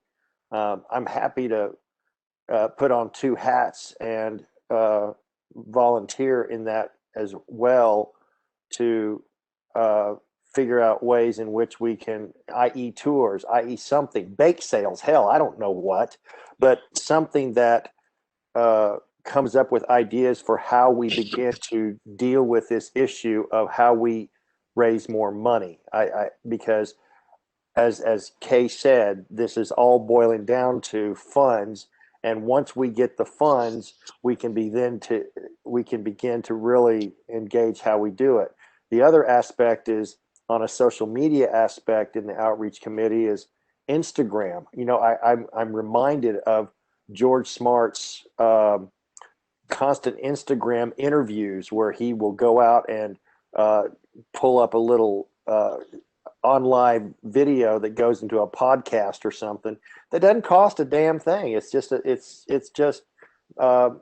he's got the gumption to go get it. And I think part of our committee responsibilities may be that we engage more, even though we spend a lot of time doing what we do in kinds of research and kinds of things. But I think we as a commission, and if we are part of this 501(c), that we got to get our boots on the ground. Nick? Yes, sir. To report in a little bit, and Heather is, I hope she'll issue a report soon.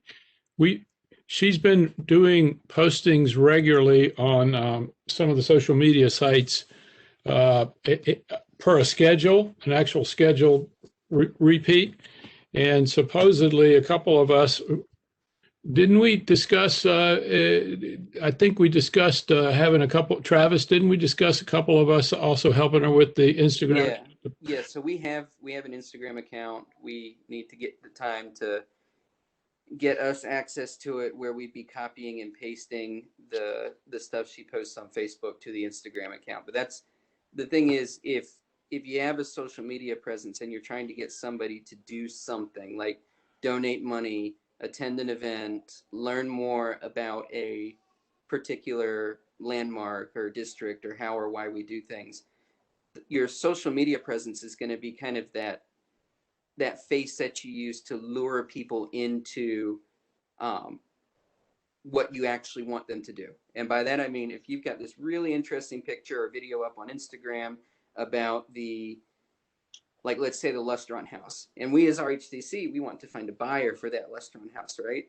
Well, if I put up a really cool video that goes trending on Instagram or Twitter or Facebook, and a lot of people see about the Lustron, but I don't have a website to point them to learn more about it or learn that it's for sale or anything like that, it's a missed opportunity in a lot of ways. And also, we don't have any way of, if we do have some really high trending posts, we don't have any way to donate or direct them to a page to donate. There are plenty of accounts that are just focused on building their social media following by getting trending posts. So Facebook pages want more likes, Instagram wants more followers, Twitter wants more followers.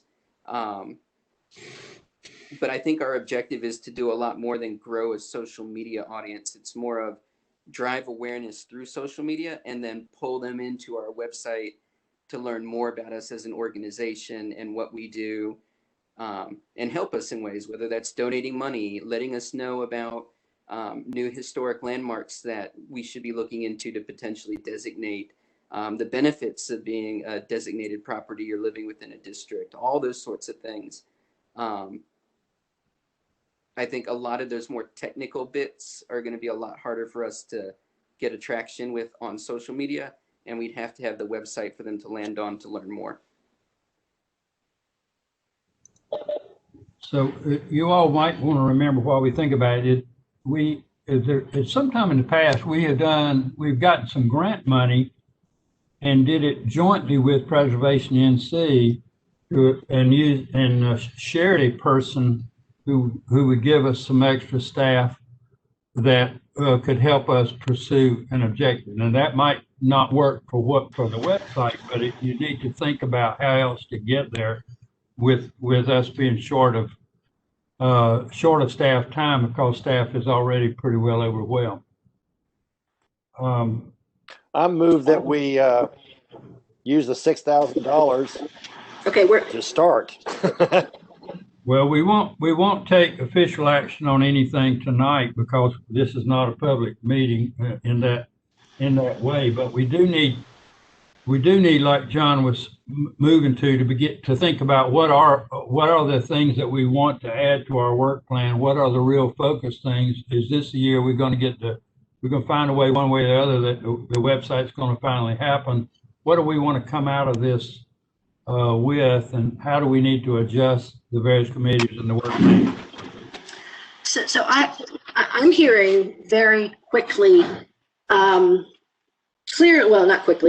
quickly too, clearly that community awareness of some form or another is a high priority. What I would like to do is take what I've heard today, bounce it off, pull together, what we've tried in the past, what did work, what didn't work, particularly around, fundraising and, whatnot, what staff has the capacity for,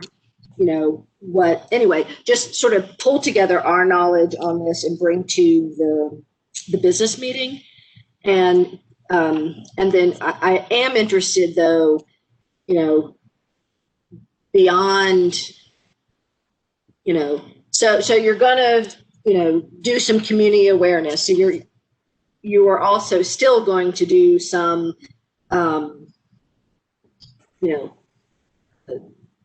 identification and research. You're, maybe going to work on, look at, a different loan grant program. When you do your communication, is there something specifically that y'all want to be focusing on? Does that make any sense whatsoever? You get we got 2 or 3 different audiences. If we play off of Janine's comments and then we're focused on educating the people in the neighborhoods that we already regulate about what we're doing and why it matters, and that's a little bit different than educating or making the broader public aware. So, but Tanya, at this point, do we usually have each committee take their part of the work plan and overhaul it? And is that a way to go from here, where we take what we had as comment and then see what the various committees think that all of this says to them? We could. Honestly, I've heard one thing: community awareness. That's all I've heard. Lots of different ways, lots of different, said in lots of different words, going to different audiences, how to do it. But sort of boiled down, that's what I've heard. Is there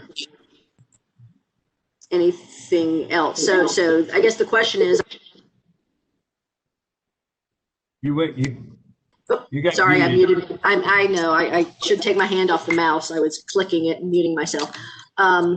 Should we take, do you want the committees to go back and see how what they're doing is going to relate to community awareness? I'd love to know what the RHDC has done in the past. That we could take it to our committees and determine on the committee level what pieces of this make sense within our purview and how we leverage building awareness for the RHDC. I mean, support and awareness and financing and the things that we've identified we need to do. But I'd love to know what's been done. Because I would hate to go off and come up with 100 things and you come back and say, that didn't work, that worked. Well, I can tell you when it comes to fundraising, there's not been much, but I'll tell you what we tried. Okay, well, Tanya, what I'm thinking is that we have our work plan and what was already on the plate of each committee anyway, and we need to see what of that needs to go away, what of that needs to be moved higher up on the list. And then we got this broader energy on community awareness and that perspective, and both those things will need to be done, I believe, to see where we are and where we go from here. Nick, could I ask Tanya put a little footnote in her if she's going to do a little a written piece for the next meeting? Just remind us, based on what Travis said and others have said and you said, Tanya, what are our restrictions on creating a website that's not in the structure it is in now? Can we do it? Well, the city let us. Okay, you already own rhdc.org. If you start using if you use your money to update it, you're fine. If we go ask for any city resources, then rhdc.org will go away and it will get subsumed underneath the umbrella of the city as a whole, probably under planning. Are there any upsides to that? Are there any what? Upsides? Well, so potentially, I mean, and this is what we talked about a few years ago. And one of the reasons why the website is stalled is before it got as far as it did, I thought we were going to be able to come under the city's umbrella and keep rhdc.org, but it didn't work out. So upsides come at it from, professional communication staff to help, make sure what we're putting out is, ADA accessible. It's, at the correct, using, non-jargon language and speaking at, using words that everyone can understand. It will keep the security up to date. It would be updating. So there are some advantages where there are upsides. Disadvantages would be, from a branding standpoint, you would lose, some control, because you would have to get permission for every page that gets added. Not necessarily all the language, because we have city pages that are assigned to us and we, keep them updated. We don't do anything super dramatic. So, so there definitely are pros and cons. I think if the idea is to spin off or take your existing nonprofit status and have it spin off into an advocacy group, then you wouldn't want to lose, rhdc.org yet. So, yes, upsides. Question. Oh, sorry, Ian. You go ahead. So no city funding like we used to have.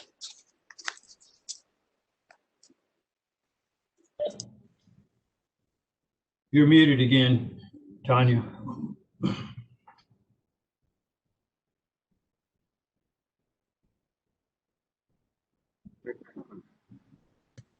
You're unmuted now. Okay, thank you. Thank you. I lost the little bar that says I can unmute. We would probably, I mean, it would not be the same. If you spun off, it would be different funding. Most of the money that you have now is for architectural, historic surveys. A lot of it held off in case, sort of held on the off chance that there's a neighborhood that comes forward, seeking an HOD report. And then we use it for other things. There's a little bit of money that is used for, community awareness, for, events and newsletter mailers. So, if there were a spinoff group, the biggest change would be is you wouldn't have staff and you'd have to fundraise.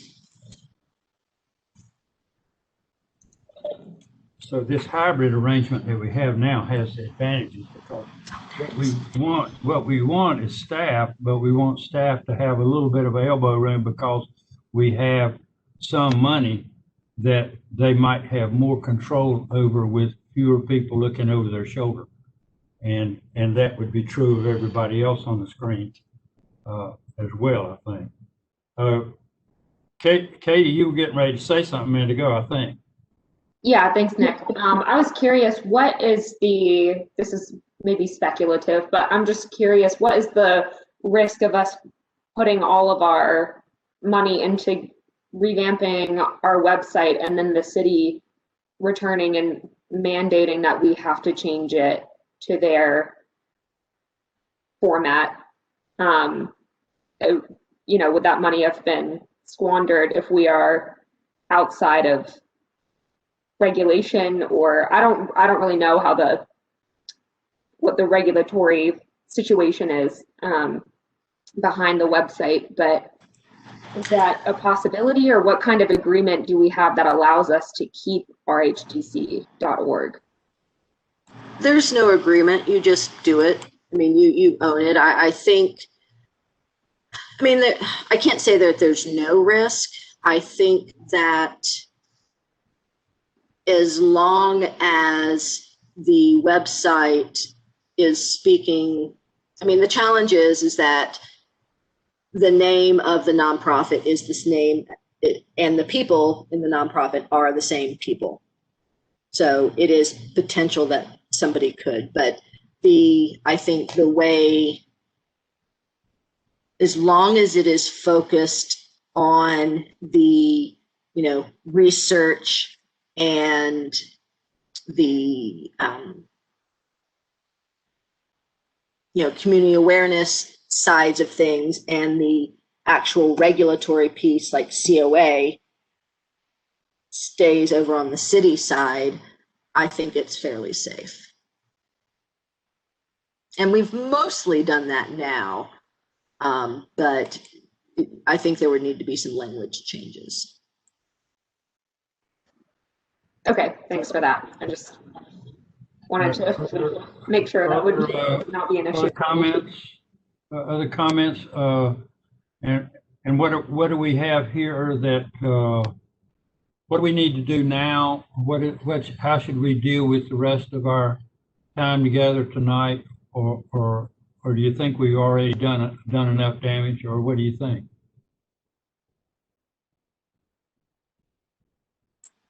Tom, I finally figured it out again. Do you want me to pull up the current work program again? I think that needs to happen. If it doesn't happen now, we can have each committee do it. But if you guys want to take a few minutes, look down through it from a broader perspective than just the committee that you happen to be on, then we can do it. And Aaron, and even though the screen will be covered, Aaron can tell who's wanting to speak, even if I can't. And so we can see what comments we get on the work plan now from a broader perspective. Okay, I will pull that up, and let's see. And I will also mention a few things that I had put.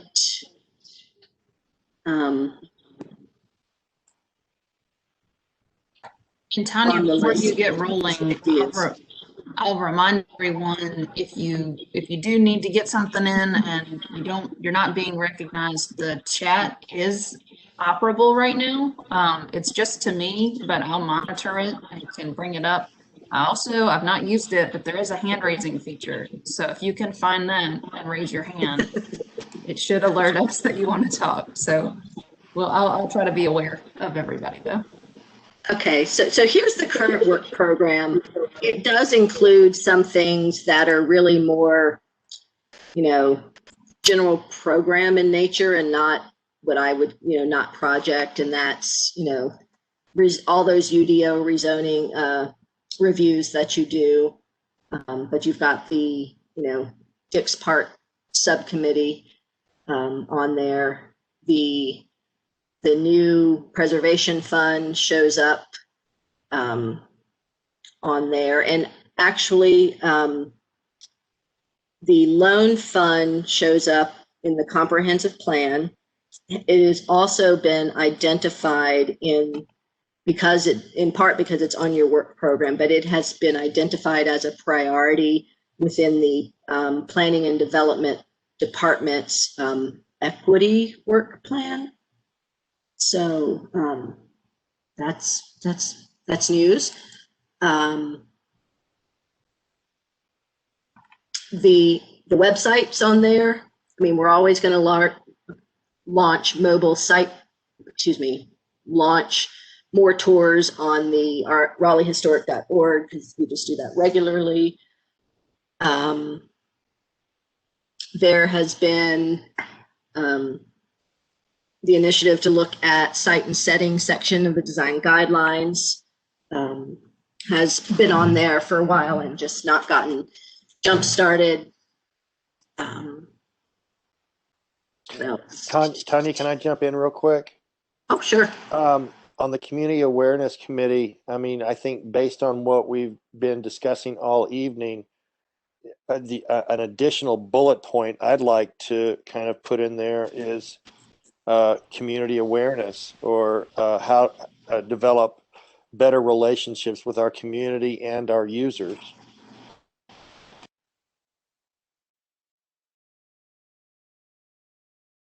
I just don't see anything in there that talks about community engagement. Well, and I think that you just used the right word. So engagement. And so on my little sample that I showed you, what I had written as one of the strategic goals was to pursue activities and projects that equitably engage the public. And I think that that gets at what y'all are saying in different ways. So I'll bring back all of your different ideas. I think you're still going to have to prioritize. Okay. Well, and I'd also like to add in that you said engage the. Would you repeat what you just said, because I thought it was very well said. Pursue activities and projects that equitably engage the public. And our internal. I want to bring Ian's point back in that we talk to each other and learn more about what each other are doing, in addition to engaging the broader community. Yep, we've got that written down. Okay, so going at it from back to front, do you see anything specifically, whether you're on the research committee or not, that we ought to flag or add or delete on the research committee?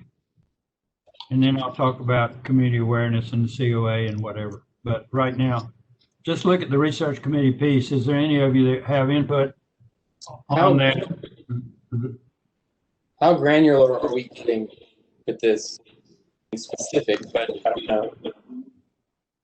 Well, we need our 90-day and our 90-year goals, but we need some of it all. But we need to be looking downrange a little bit, and we ought to expect it isn't all going to be happening in the next 12 months anyway. Right. Well, and the LGBTQ project is already underway. That's going to happen. The update to Oakwood is, 94.2% done. And the Lustron House isn't going away. So there's room for more. I, on my little list, had put in doing an architectural survey update focusing on African American history post 1938, because that's where we stopped last. I'm not sure if this is too granular, but I would like to possibly try to develop some sort of deconstruction ordinance to require the salvaging of materials from historic resources that are demolished. I don't know how possible that is, but I thought I'd throw it out there. Okay, staff will look into that a little bit more. That might tie in with one of the demolition action items in the comprehensive plan. And I think that's something I've heard John mention before as being something he's interested in. Okay, thanks. If there's nothing else on research, let's, we've had a lot of discussion about community awareness, but let's hear about what are you all thinking we ought to be doing? What's left to do on the site and setting thing for COA committee staff? Everything. Okay, so we haven't actually got it going. Nope. Okay. So we need to, so how could the members help with staff to get that moving? Let me think about that. What we potentially could morph it into is, rather than just, because it's not the entire site and setting section, like the new ones such as cemeteries, archaeology was updated. There are specific sections in there. So what is potentially useful would be to hear from the commission which sections, or if you have a particular guideline that you think needs to be tweaked, and then we would look at that particular, chapter within the section that way. So I guess the good place to start is, where are you seeing challenges with the design guidelines? And let staff know, because it's been a few years. I know what committees in the past have had issues with and what staff has seen, but particularly with some of you new folks, you may see some things. Ian, I would know if your hand was raised for the salvage comment or not, but I see that your hand is up. It was earlier than that. It is fine. I do want to mention a project that staff has internally been working on, trying to work on, that fits in with some of your community awareness ideas. And I think we have shared this with the research committee and/or community awareness committee in the past. There is a very user-friendly GIS mapping software called Arches that is specifically geared towards heritage resources. And we applied to get money through the city's tech fund, and then COVID happened and so did the fund.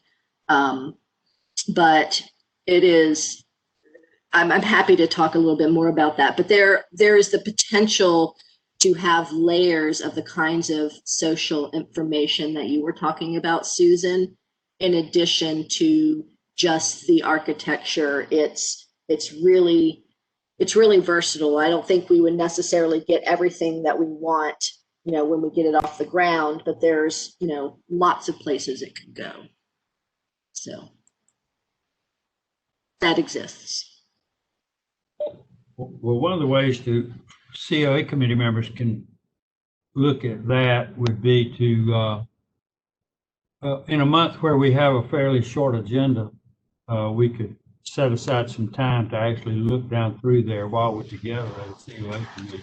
That could potentially happen this week. Well, I was just thinking that the agenda's not as bad as a whole lot of others we've had, not as long as a whole lot of others we've had, because we had 2 days of it in December. So maybe there's a little bit of time that we could look at it, and because we're not sitting here looking at the text right this minute.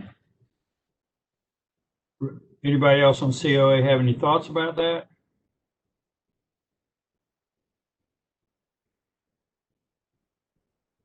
All right, hearing nothing, let's look at the entire commission and think about, is anything in there that you see that really ought to be added beyond what we are doing, beyond what's written there?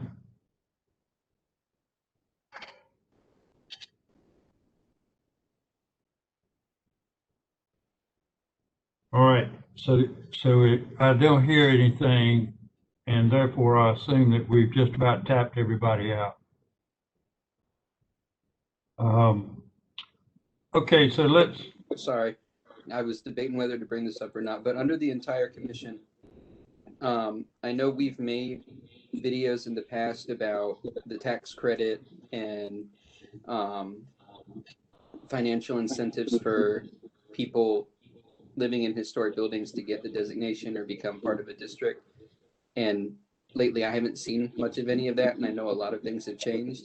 Is that something that we could, as a commission, try to get information about and push out to people, since people usually pay more attention when we tell them a way to save money than spend money?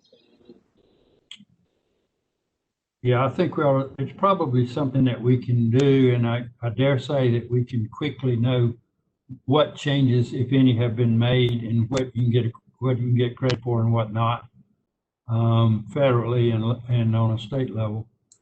I think we should be able to pull that together, Travis, and then we ought to, but if staff can see what we already got in the can that's ready made on these topics, we can think about how to use that carrot as well as a stick to communicate with people.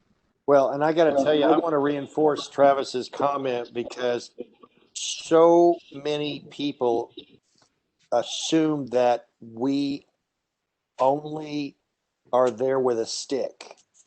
They do not realize they can actually get tax credits for doing something, and they don't understand what aspect of the project they get tax credits for. A lot of them believe that when they put a large addition on their house, that they get tax credits for the entire addition, even though it has nothing to do with the house. And I think that that's a real important feature for people, because it perks up every single ear I tell that to, when they realize, oh my God, I can get up to 125. I can spend up to $125,000 and get a 20% tax credit for that. Woohoo! Janine? Thanks. And again, this makes me keep, reinforcing the idea of communication, but surely there's lots of this information is on SHPO, is all I'm trying to say. And if we link back or share that or can spread that word, certainly we're not reinventing the wheel with that information, but it's a good point to make sure that that's something that we do promote. Yeah, I mean, you have sponsored, talks, seminars, events, on the tax credits before, inviting folks from the State Historic Preservation Office. So it's not completely, out of the realm of possibilities. And, for those who file COAs, if they're paying attention, there is a little checkbox. Are you planning on using tax credits? And either they don't pay attention, but we do get some people that ask. Yeah, well, they don't pay attention until it's actually told to them very point blank. And I think, to Janine's point, the communication thing, and that to me is a perfect video to put on the website going, I saved so much tax by doing what I did. That is a reason to go for RHDC, Tanya, would you quickly pull, I don't want to I don't mean to backtrack, but I'm going to backtrack. Can you pull up that, the last slide that you pulled down? Yeah, thank you. Because I want to go back to the COA committee item. The COA committee, constant improvement of the COA process. Okay, so that covers it in a very broad way. Okay, I just wanted to make sure. Initiate an update to the site and settings Okay, section. Okay, Gaston, yeah, that's fine. I got it. I think Gaston was getting ready to say something. Well, this area just talked about last 5 minutes, which has been great. But we have collaborative. Make sure that we realize how interested people like I'm on the board of Oberlin Village, historic Oberlin Village. They have big issues about trying to get people not to tear down the historic houses, but to use benefits and try to keep the houses. But I know Mark Howard's group, I think they have a lot of resources and maybe a huge amount of presentation material already available to us. Maybe we could just start promoting this every quarter, do something that promotes the natural flow of capitalism and economics. This whole thing we're working on is empowering people to want to take advantage of these incentives.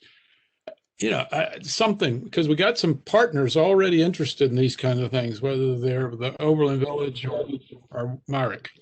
Yeah, so we have a lot of ready-made content if we link to it. Very well.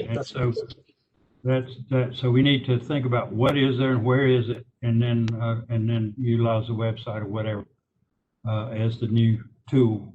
Brashay? Yeah, I would just add to that really quickly. Based on Katie's comment earlier about starting to reach outside the Beltline, I think, again, as buildings get recognized, or there are other potentially like historic overlays or communities that we want to recognize, those people that are new to it, and understanding that for these maybe newly designated areas in the future is going to be really important. So I could see that being, again, for just thinking outside the Beltline. And I think some of that outside the Beltline reference, some of that language I would like to start to see a little bit more in the general documentation that we have.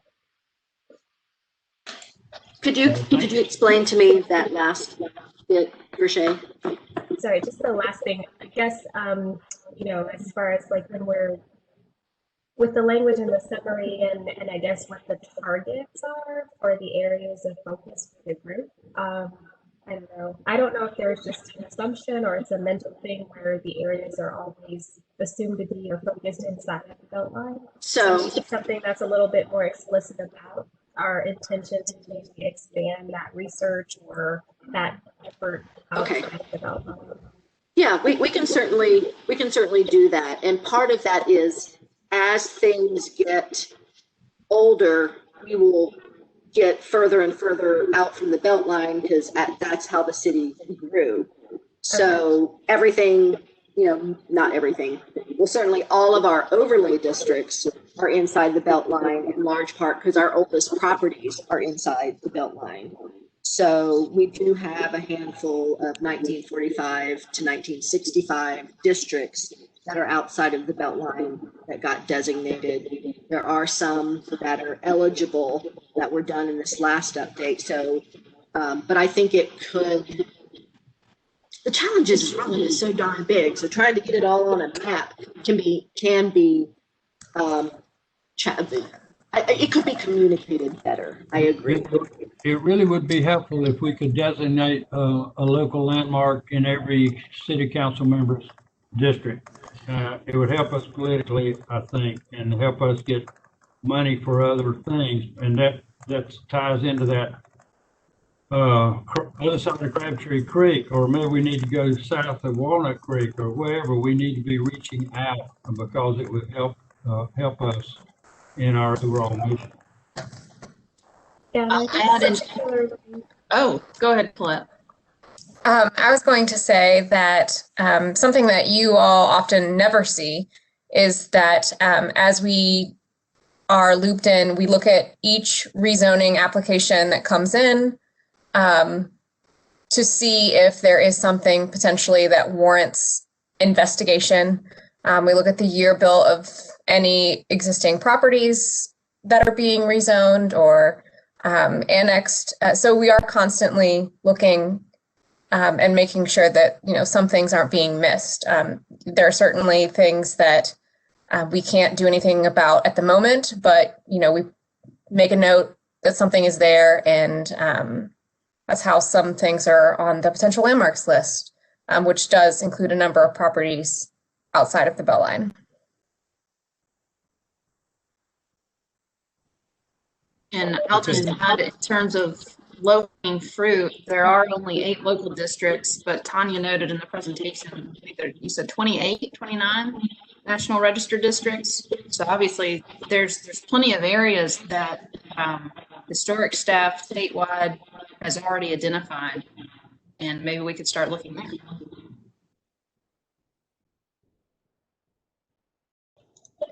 Right. We if we could get one of the National Register districts to be interested in local designation, that would be good. We've certainly had we face with a lot of them the concern that we're somehow going to keep them from getting all the money that they've waited so long to get out of their property. But we can encounter that problem everywhere.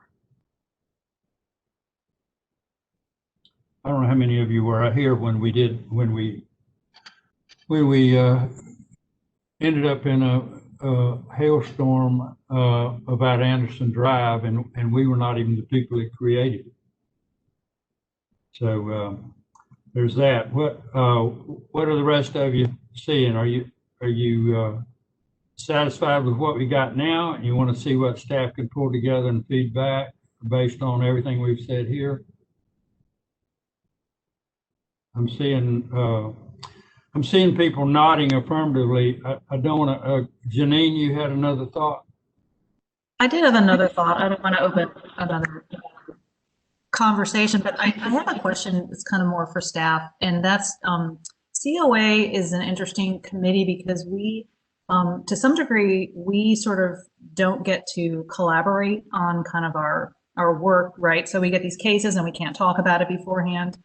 And one thing that I'm just curious about, is it possible and appropriate if we felt like it would be beneficial to just kind of our collective mission to be able to kind of do a post-mortem, like a look back on a, you know, we mentioned that maybe doing that one time, either it happened and I missed it or it didn't happen, but, you know, especially when there's what I feel like are some pretty like significant cases where maybe there was just a lot of discussion and it might be helpful to kind of wrap our brain around it. I feel like the way the commission works, we just kind of move on to the next month. What's the opportunities there? It's certainly possible. We've done things over the years, sometimes with, you know, the annual CO training. We've done that. We've done virtual tours, I think, for about 3 months. Yeah. We managed to do where staff would bring in and at the very end just have some slides of some afters of some projects. But then the load got heavy and by the end y'all were ready to go home. So, I mean, that's certainly possible as long as, you know, the appeals period has passed. Absolutely, we can talk about it and, you know, learn from it. I would reinforce, I would second that on my end, because I think that Janine's point is so well taken, because just like the question I had about Hinsdale, I'd like to be able to discuss that project, even though I really can't, and I don't know who to even talk to. You know, I feel like if I say something off the record, or I call Janine up and I talk on the phone, I'm going to be in trouble. So it's a little bit different so projects have sort of 2 phases. There's the initial COA process, gets it, appeals period is passed. Y'all can talk about it. If you end up a situation where there is, you know, a potential violation, then you want to be quiet again in case another COA is filed as a result of a violation. So that's the way I would think about that. And it's not all, I mean, fortunately that is rarely the case that happens, but you know, it is certainly one of your roles to report COA violations, and you just report them straight to preservation staff, and we send it to our zoning enforcement staff, who are boots on the ground for us. Well, but to Janine's, and I thank you. That's very helpful. Very helpful. Thank you. I appreciate that.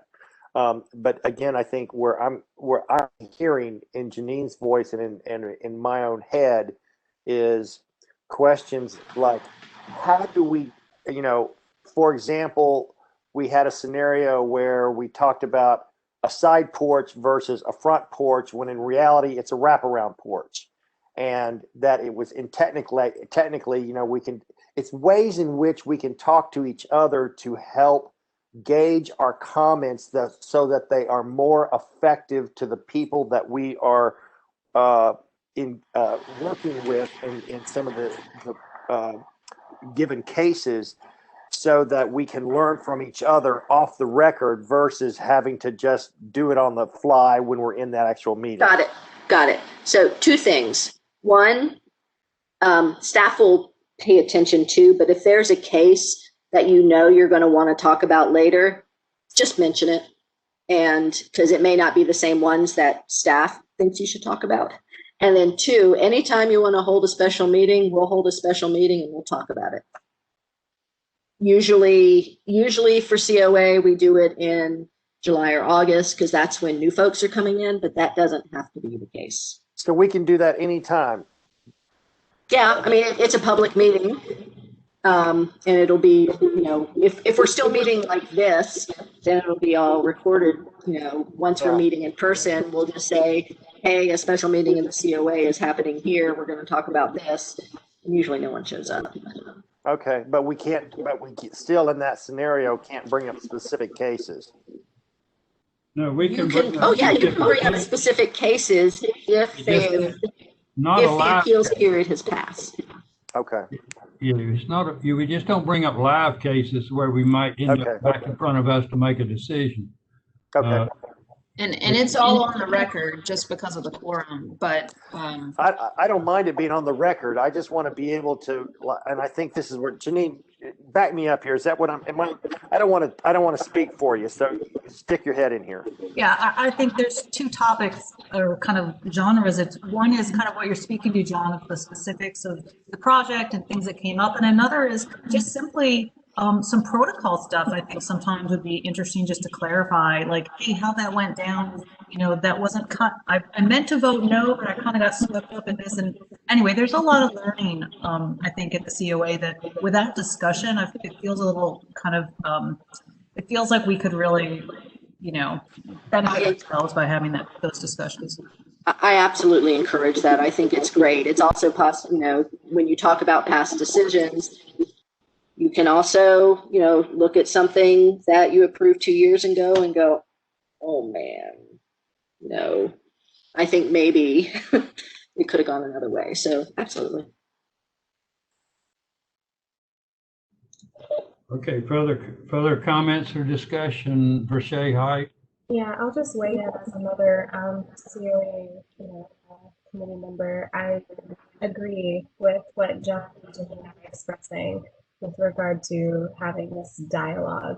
And I personally, just again, being newer to the commission and having to get even the words right on the spot and make the modifications based on the staff report, I do think that background conversation about, or that additional conversation about cases that we've gone through that we can talk about in a way, yes, it's on the record, but it's just, I guess, more conversational about the case and kind of a debrief would be really helpful. And I do wonder if there's, in the way that we've got the schedule for the year, are there 3 opportunities where this bulk of cases is beyond the approvals period, and so there's a meeting where we can actually just discuss it, and it's not necessarily, oh, let me remember out of all of these 15 cases to tell staff that these are the 3 that we want to talk about, but more of like okay, here's what you all reviewed in the last, batch of however many, here's the meeting to kind of talk about it informally, let's, and then kind of go from there. So just make it a part of our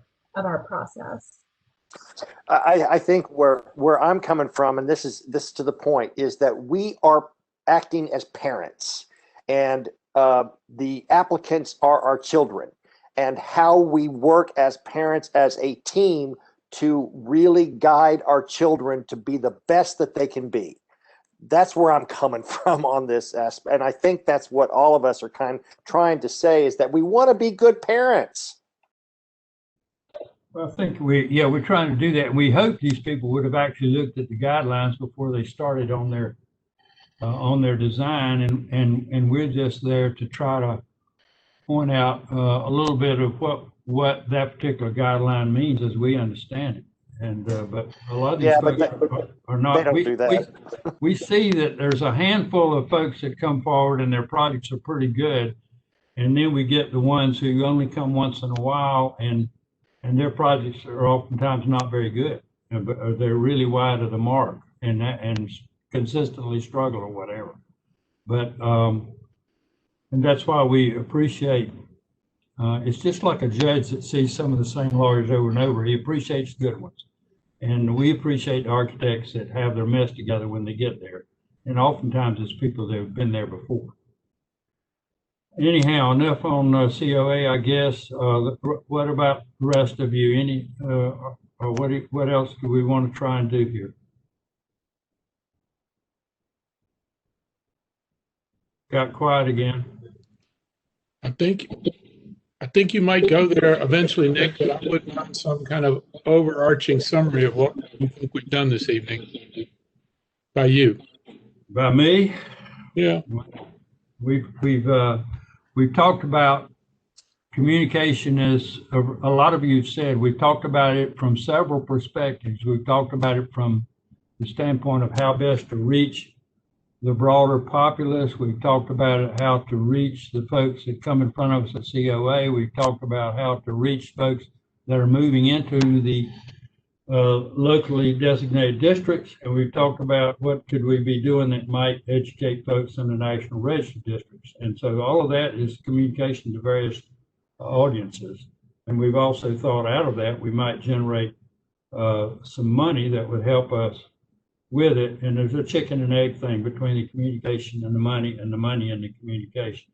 But as much as anything, we talked about how this is the year we need to find the money to do the website, and that's what I've gotten out of what we've talked about primarily here tonight. Anything I've left out, folks?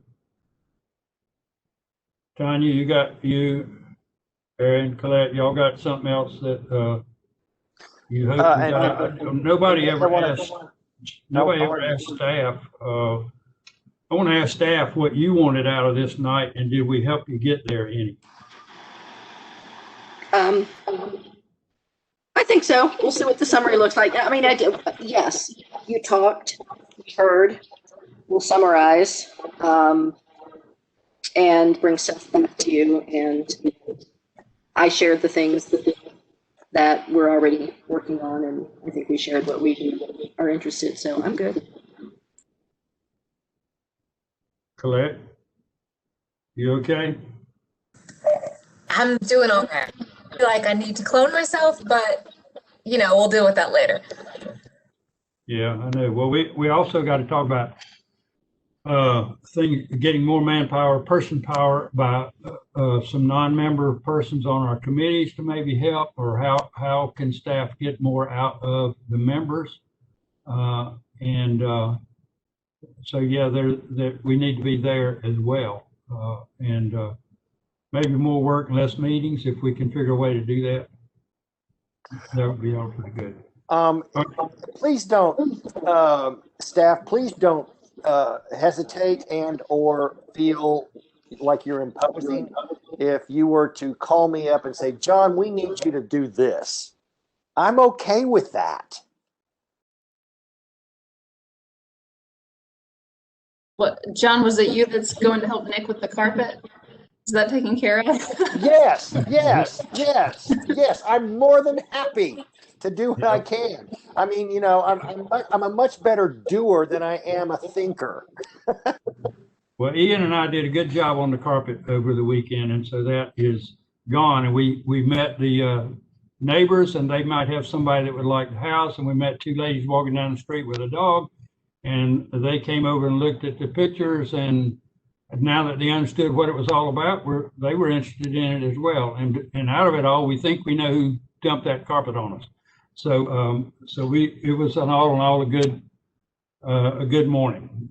So, and I was definitely appreciative of Ian. You wouldn't believe how much water was dripping out of that trailer by the time I got to the landfill because of that soaking wet carpet. Anyway, so that was all good, and it didn't hurt us to get our hands a little bit dirty. So, folks, I think we've done it here. I thank everybody for making the time to do this, and you know, a whole lot got done before we came along, and that also happened by members who didn't come into this with total and complete knowledge, but cared enough to allow themselves to be appointed, and we are as good as they were, and we can do a little more, and we'll move the ball a little farther for the next group. So that, I think that's where we need to be. We need to know that we probably really are okay. And every time we do one of these statewide things, we find out we're better than okay. We're better than almost anybody in the country. And that makes us feel like, gosh, the rest of those places across the country must be terrible. But we're actually pretty good. And so I leave that with you. Feel good about yourself and feel good about the commission and what all we've managed to accomplish over 40, 50 years here. So with that, unless there's something else, I'm going to declare this event over. Thank you. And I do want to reiterate, it's over, y'all can go, but just, you know, I'm always bragging about what engaged, thoughtful commissioners that we have. I'm a little bit biased, but I'm certain y'all are the best commission the city has. So thank you for your volunteer efforts. And I will say, folks, if y'all will pencil in May the 18th, that afternoon, I'm going to try to resume having our annual wine and cheese events at my house. If we all have to wear masks and stand 10 feet apart, so be it. But this business of everything virtual is getting real old. And I liked it better when we could have a short COA meeting and go across the street and get a beer. But we'll do what we got to do. So, but anyway, right now I'm aiming for May 18th for that. So, y'all take care. Good night. Thank you. Bye now. Bye.